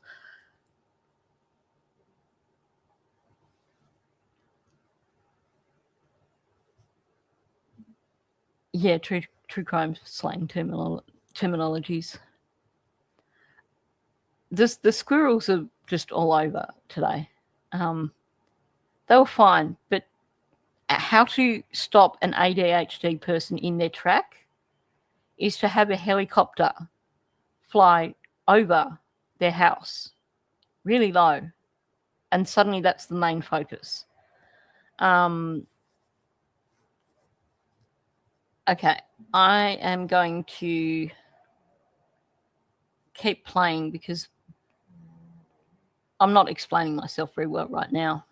Tried to get me to confess a false confession to murdering the kids, and that was one of the most unprofessional things I've ever seen law enforcement ever do to me. But interrogations should always be professional, and they should be on camera or audio recorded. They should never be done the way it was done. Seriously, Daniel, you're worrying about them trying to make you do a false confession for murdering the kids. If you had nothing to worry about, you'd just be laughing it off.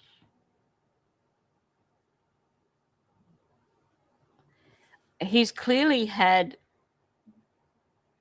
not a lot of experience with them beforehand. He's clearly not familiar with interrogation tactics, interview tactics. Because clearly this cop was doing the bad cop routine, and Daniel sees it as some great affront, like, how dare he make these?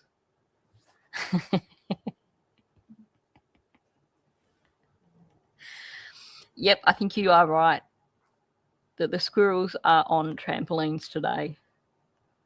The squirrels are completely off the show.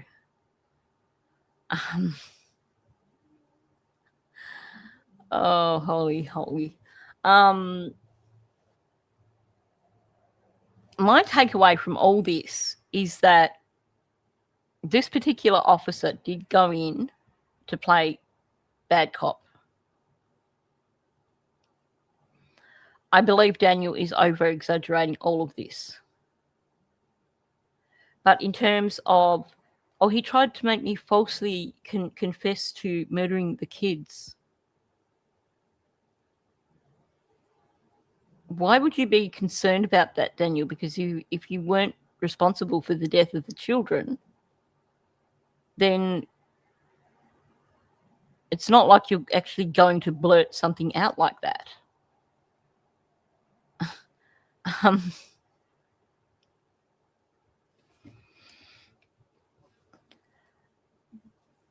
And that's the thing these days. In terms of entrapment, they're a lot more careful. I'm glad you brought that up because it's just helping me to kind of reel in the squirrels a bit. The thing is, like Rob McCammon said, they're trying to do everything to judicial standards.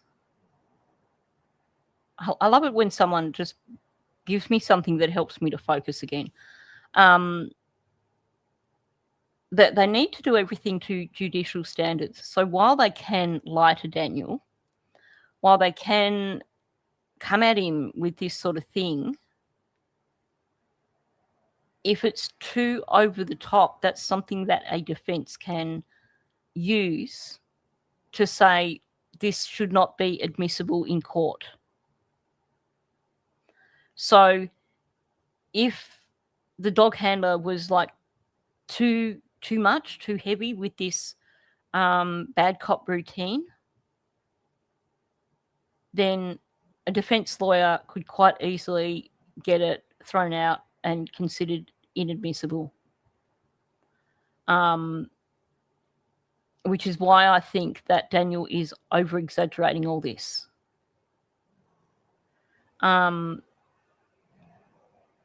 Yeah. The goal isn't to make an arrest here. The goal is to secure a conviction. So everything they do, every interaction with Daniel, they're going to make sure that they are looking at it from the perspective of, is this going to hold up to a challenge in court? The way Daniel's describing it would be something that could be challenged in court.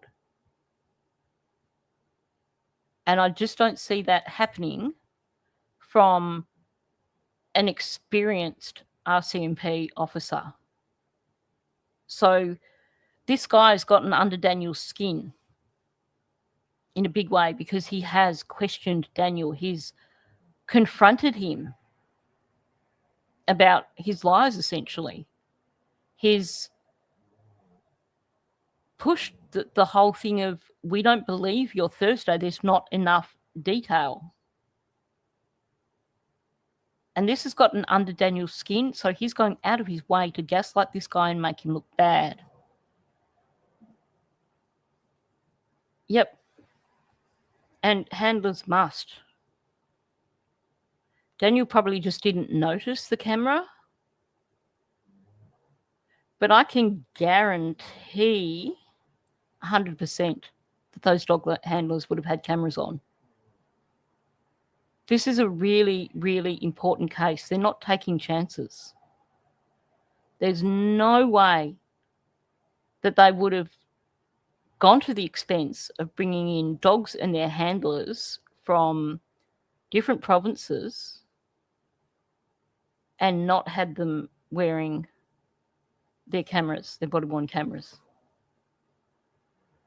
Like I said, at the very least, not so much about because of interactions with Daniel, but because if the dogs had alerted to anything on the property, which I believe they did, that camera footage is something that they can actually use in court.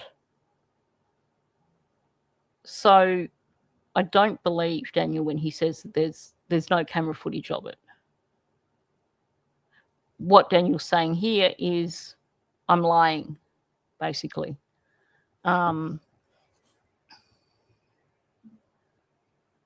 Exactly. He wants to make himself look like a victim of police bullying.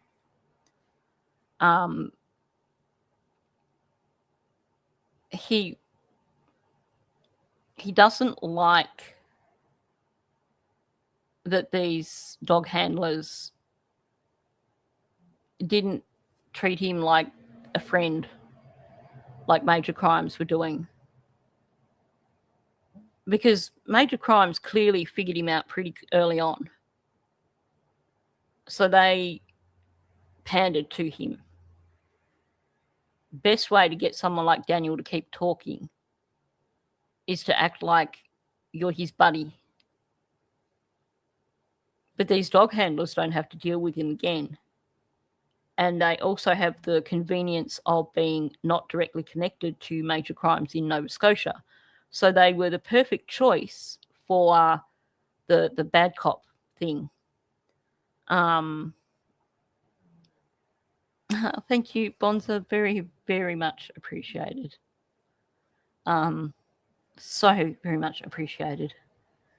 And hopefully I'll hear soon in terms of what's happening with something for Layla. But I realise it's going to take a while because the family needs time.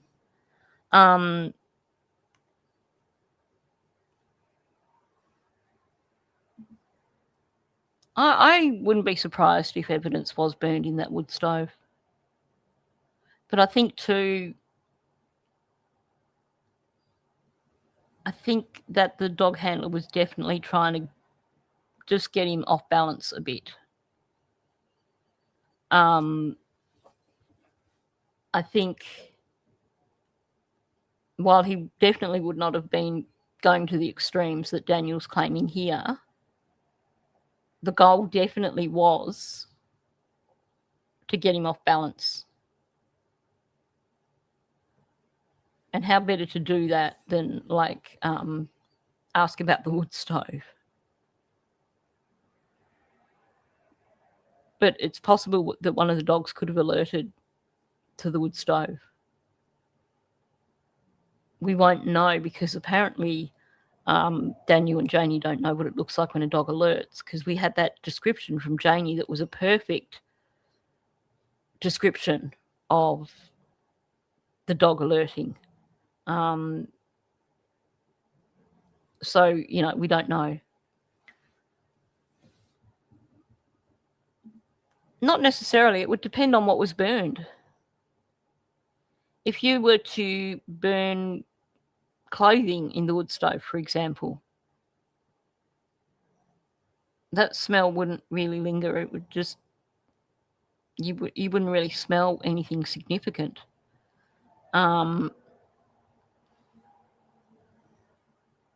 I don't think it wouldn't be a smell that would linger.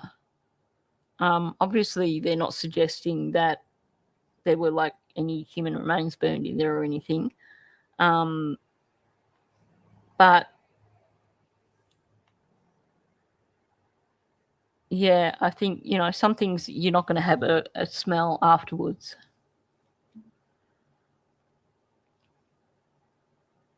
Like to install them in the property and leave them there. Heck yeah.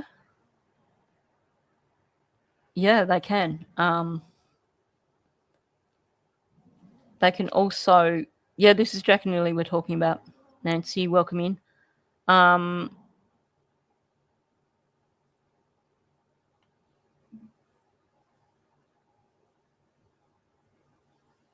Yep.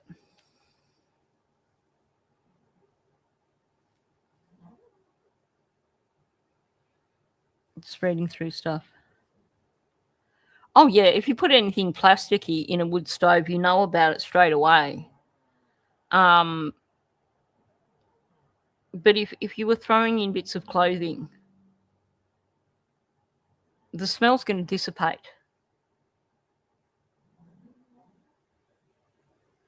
And we're talking about potentially from late Thursday afternoon through till 10:30 the following morning. I don't think they would have burned anything plastic or rubber because I think that smell would not go. That smell would cling for quite some time, and I think the police would have smelt it. But if you're talking about fibres, then you're probably not going to really smell anything. Yeah, exactly. Cotton, bamboo, might smell different, but it's not going to smell bad. But in terms of synthetic fibers, yes, it would leave a smell for a while, but not for like, you're talking over 12 hours. If they burn something Thursday evening and then they were still burning things in the trailer, especially Belinda said that when they went there, the door was open. So it seems that they had the trailer open as well. So if they'd been burning things on the Thursday, unless it was like rubber or other things, then the smell could well have dissipated before anyone was there.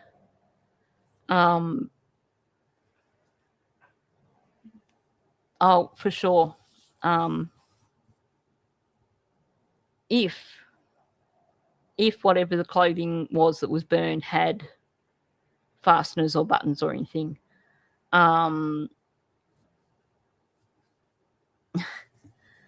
Just reading Alana's thing, I have to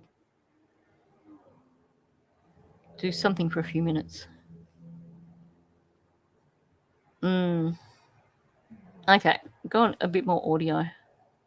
That was super unprofessional. It was done in a way where, like, it was, and he like put his hand on my shoulder, and he was just like trying to like get me to confess to something I've never done. It was a sick move to ever, kind of like to be manufactured by him. But the thing is, Sonny, those are formal interrogations or formal interviews. Yeah. They're done on camera. They're done in a way where it's constituted. I probably should have paused there. Yeah, as if he knows what professional is. You know what's really interesting here? And I think I'm going to go back and do like a proper language analysis of what he's discussing here. Because first of all, he says that, he tried to get a false confession out of me. He tried to get me to confess a false confession to murdering the kids. So that's not him saying anything about, I didn't do it, I didn't murder the kids or anything. It's just saying this is what he tried to do. But then when it gets down to what he's saying there, he's saying they were trying to convince me I did something wrong and I've never done anything wrong.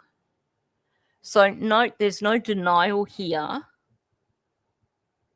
when he's putting it back on himself. Now that he's talking about him specifically, he's not even suggesting anything to do with Lily and Jack. He's making it very vague. It's that whole the denial that's not really a denial, because he's not saying I never hurt Lily and Jack, I never killed Lily and Jack. He's just doing this very general term of I've never done anything wrong, which we know is BS anyway. But it's this deflection. He's not going to address the question of did he kill Lily and Jack. Instead, it's just going to be a deflection of I never did anything wrong, no specifics whatsoever. Anyway, moving on. Yeah, never done anything wrong. He's such a saint. Constitutionally done. He didn't have a body cam? No, there's none of that. There was none of that. And they were trying to convince me that I did something wrong. And I've never done anything wrong. What a tosser. They were trying to convince me that I did something wrong. but I never did anything wrong. How can you convince someone that they did something wrong if they were innocent? But you know what? Exactly, Nancy. Show me one person. I will, Karen. Show me one person who's never done anything wrong. Like, seriously. Let's run that back a little bit. I want to hear that whole conversation. Having a private conversation with me where he tried to get me to confess a false confession to murdering the kids. And that was one of the most unprofessional things I've ever seen law enforcement ever do to me. But interrogations should always be professional, and they should be on camera or audio recorded. They should never be done the way it was done.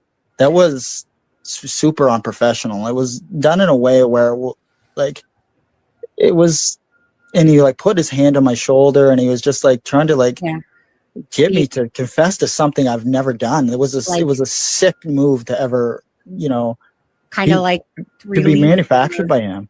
But the thing is, Sonny, those are formal interrogations or formal interviews. They're done on camera. They're done in a way where it's constitutionally done. You didn't have a body cam? No, there's none of that. There was none of that. And they were trying to convince me that I did something wrong. And I've never done anything wrong. Yep, you're right, Karen. He gets the elongated vowels again. The wrong. Yep.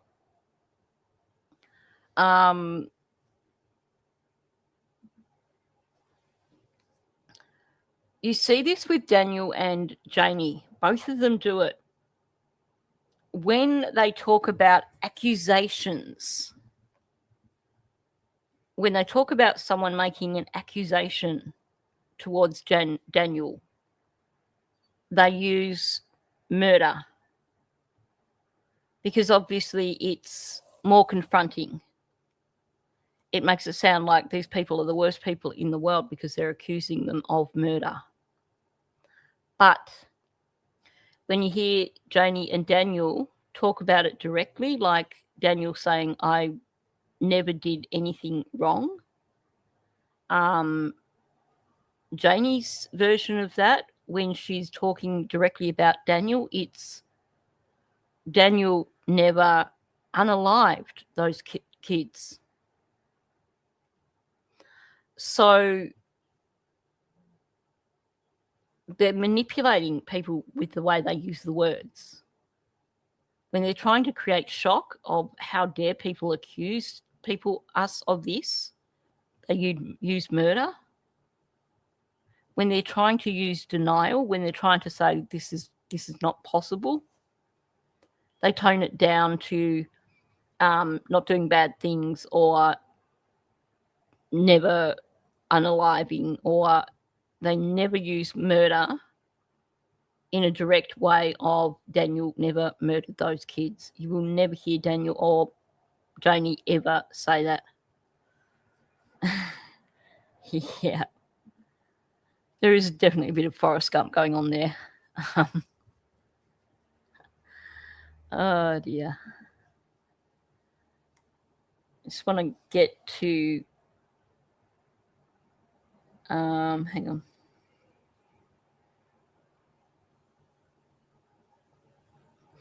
There's a little bit more of that before it moves on to a different bit. So I'm just going to run it back just a little bit again and just finish the last. Kind of like to be manufactured by him. But the thing is, Sonny, those are formal interrogations or formal interviews. They're done on camera. They're done in a way where it's constitutionally done. You didn't have a body cam? No, there's none of that. There was none of that. And they were trying to convince me that I did something wrong. And I've never done anything wrong. And that's what I mean. It was a very a very crazy situation to ever put somebody in that went through a tragic event.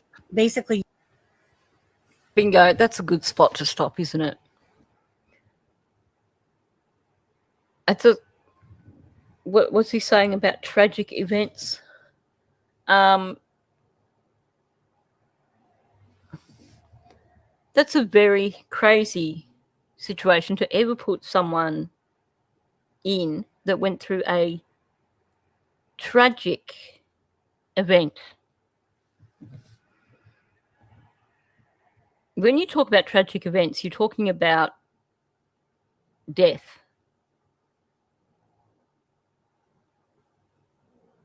Or permanent incapacitation of some sort. Tragic has the connection with death.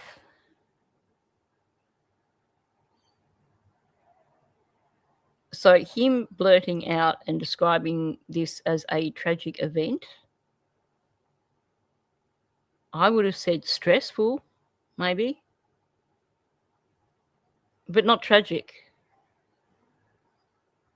If you said to me, oh, I feel sorry for that guy, he's just gone through some real tragic events, I'd be going, who died? A little slip up there from Daniel, or perhaps a big slip up. Because he's done it again. He does this so frequently. He focuses so much on his narrative that he forgets to pay attention to the language. And this is when you get this leakage. Just the little words here and there that pop out that give things away. Yeah, event as well. Yeah, it's so true.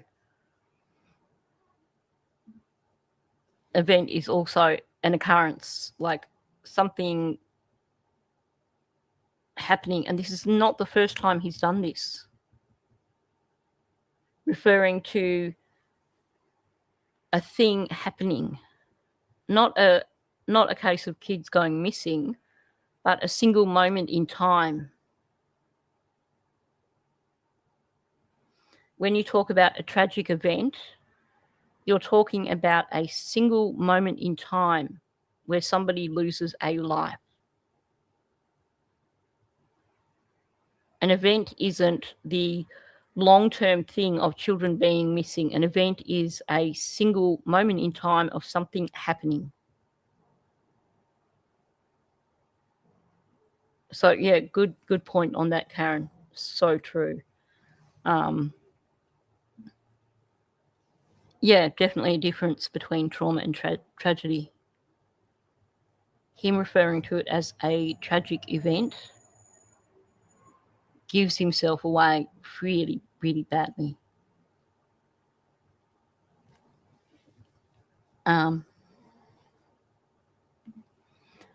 Well, that's the thing, especially because he keeps claiming that he believes, he's confident that the children are still alive. He's still trying to push the narrative that Malaya had someone take the children away, while being very careful not to say that outright anymore because he got his ass whopped for it. So he wouldn't be, if he truly believed that the children are alive and that they're hidden somewhere, it's not a tragic event.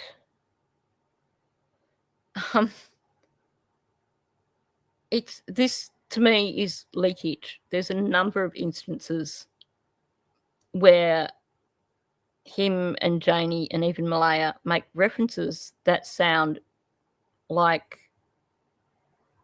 the children died. I mean, we're all filled with pain and sorrow. They're just reference after reference from all three of them that points towards a single event happening, a tragic event, something that happened in, you know, a moment of time that cost them their lives.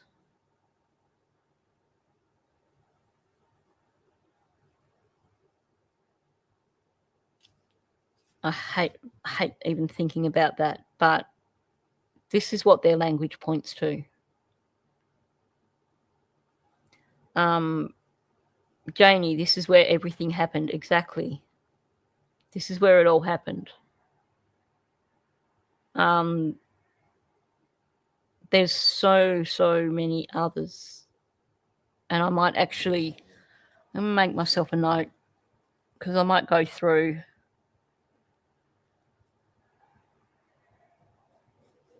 I just made a note of that. I'll go through and I'll pull out all the other references that are there.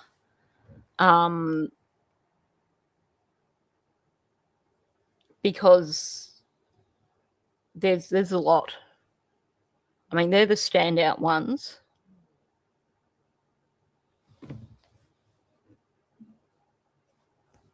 Yeah, that look on Janie's face.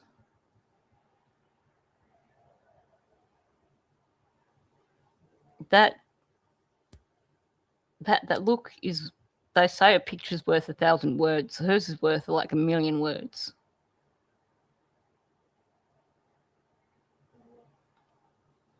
Whatever it was. And what was it the RCMP said as well?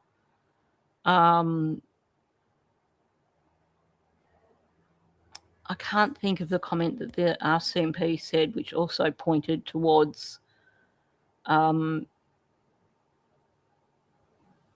know, some sort of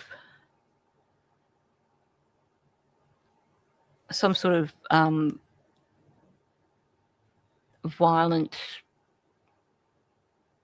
event.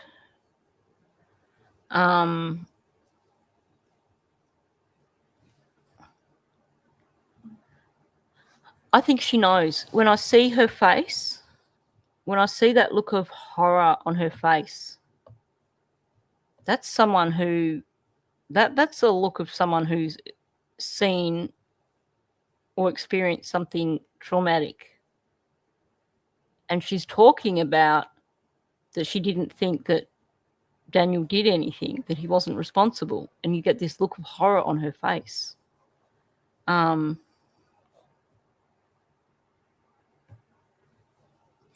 Actually, Alana, I pulled it up when I was doing Janie's, when I was going over Janie's interview, I pulled it up as well.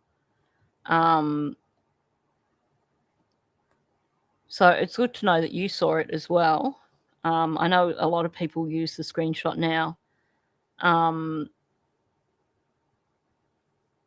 But it was certainly something that when I was doing Janie's interview at the very beginning, I freeze framed on that and was like, wow. Also with the Janie crying, and people were like, you know, no, she's not crying. I'm like, yes, she is.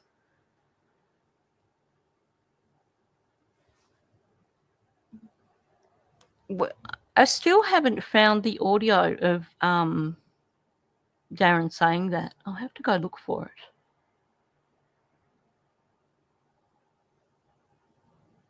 Because people keep mentioning it, but I haven't found it. I'll have to go look for it, that's for sure. Alana, I wasn't doing live streams back then. So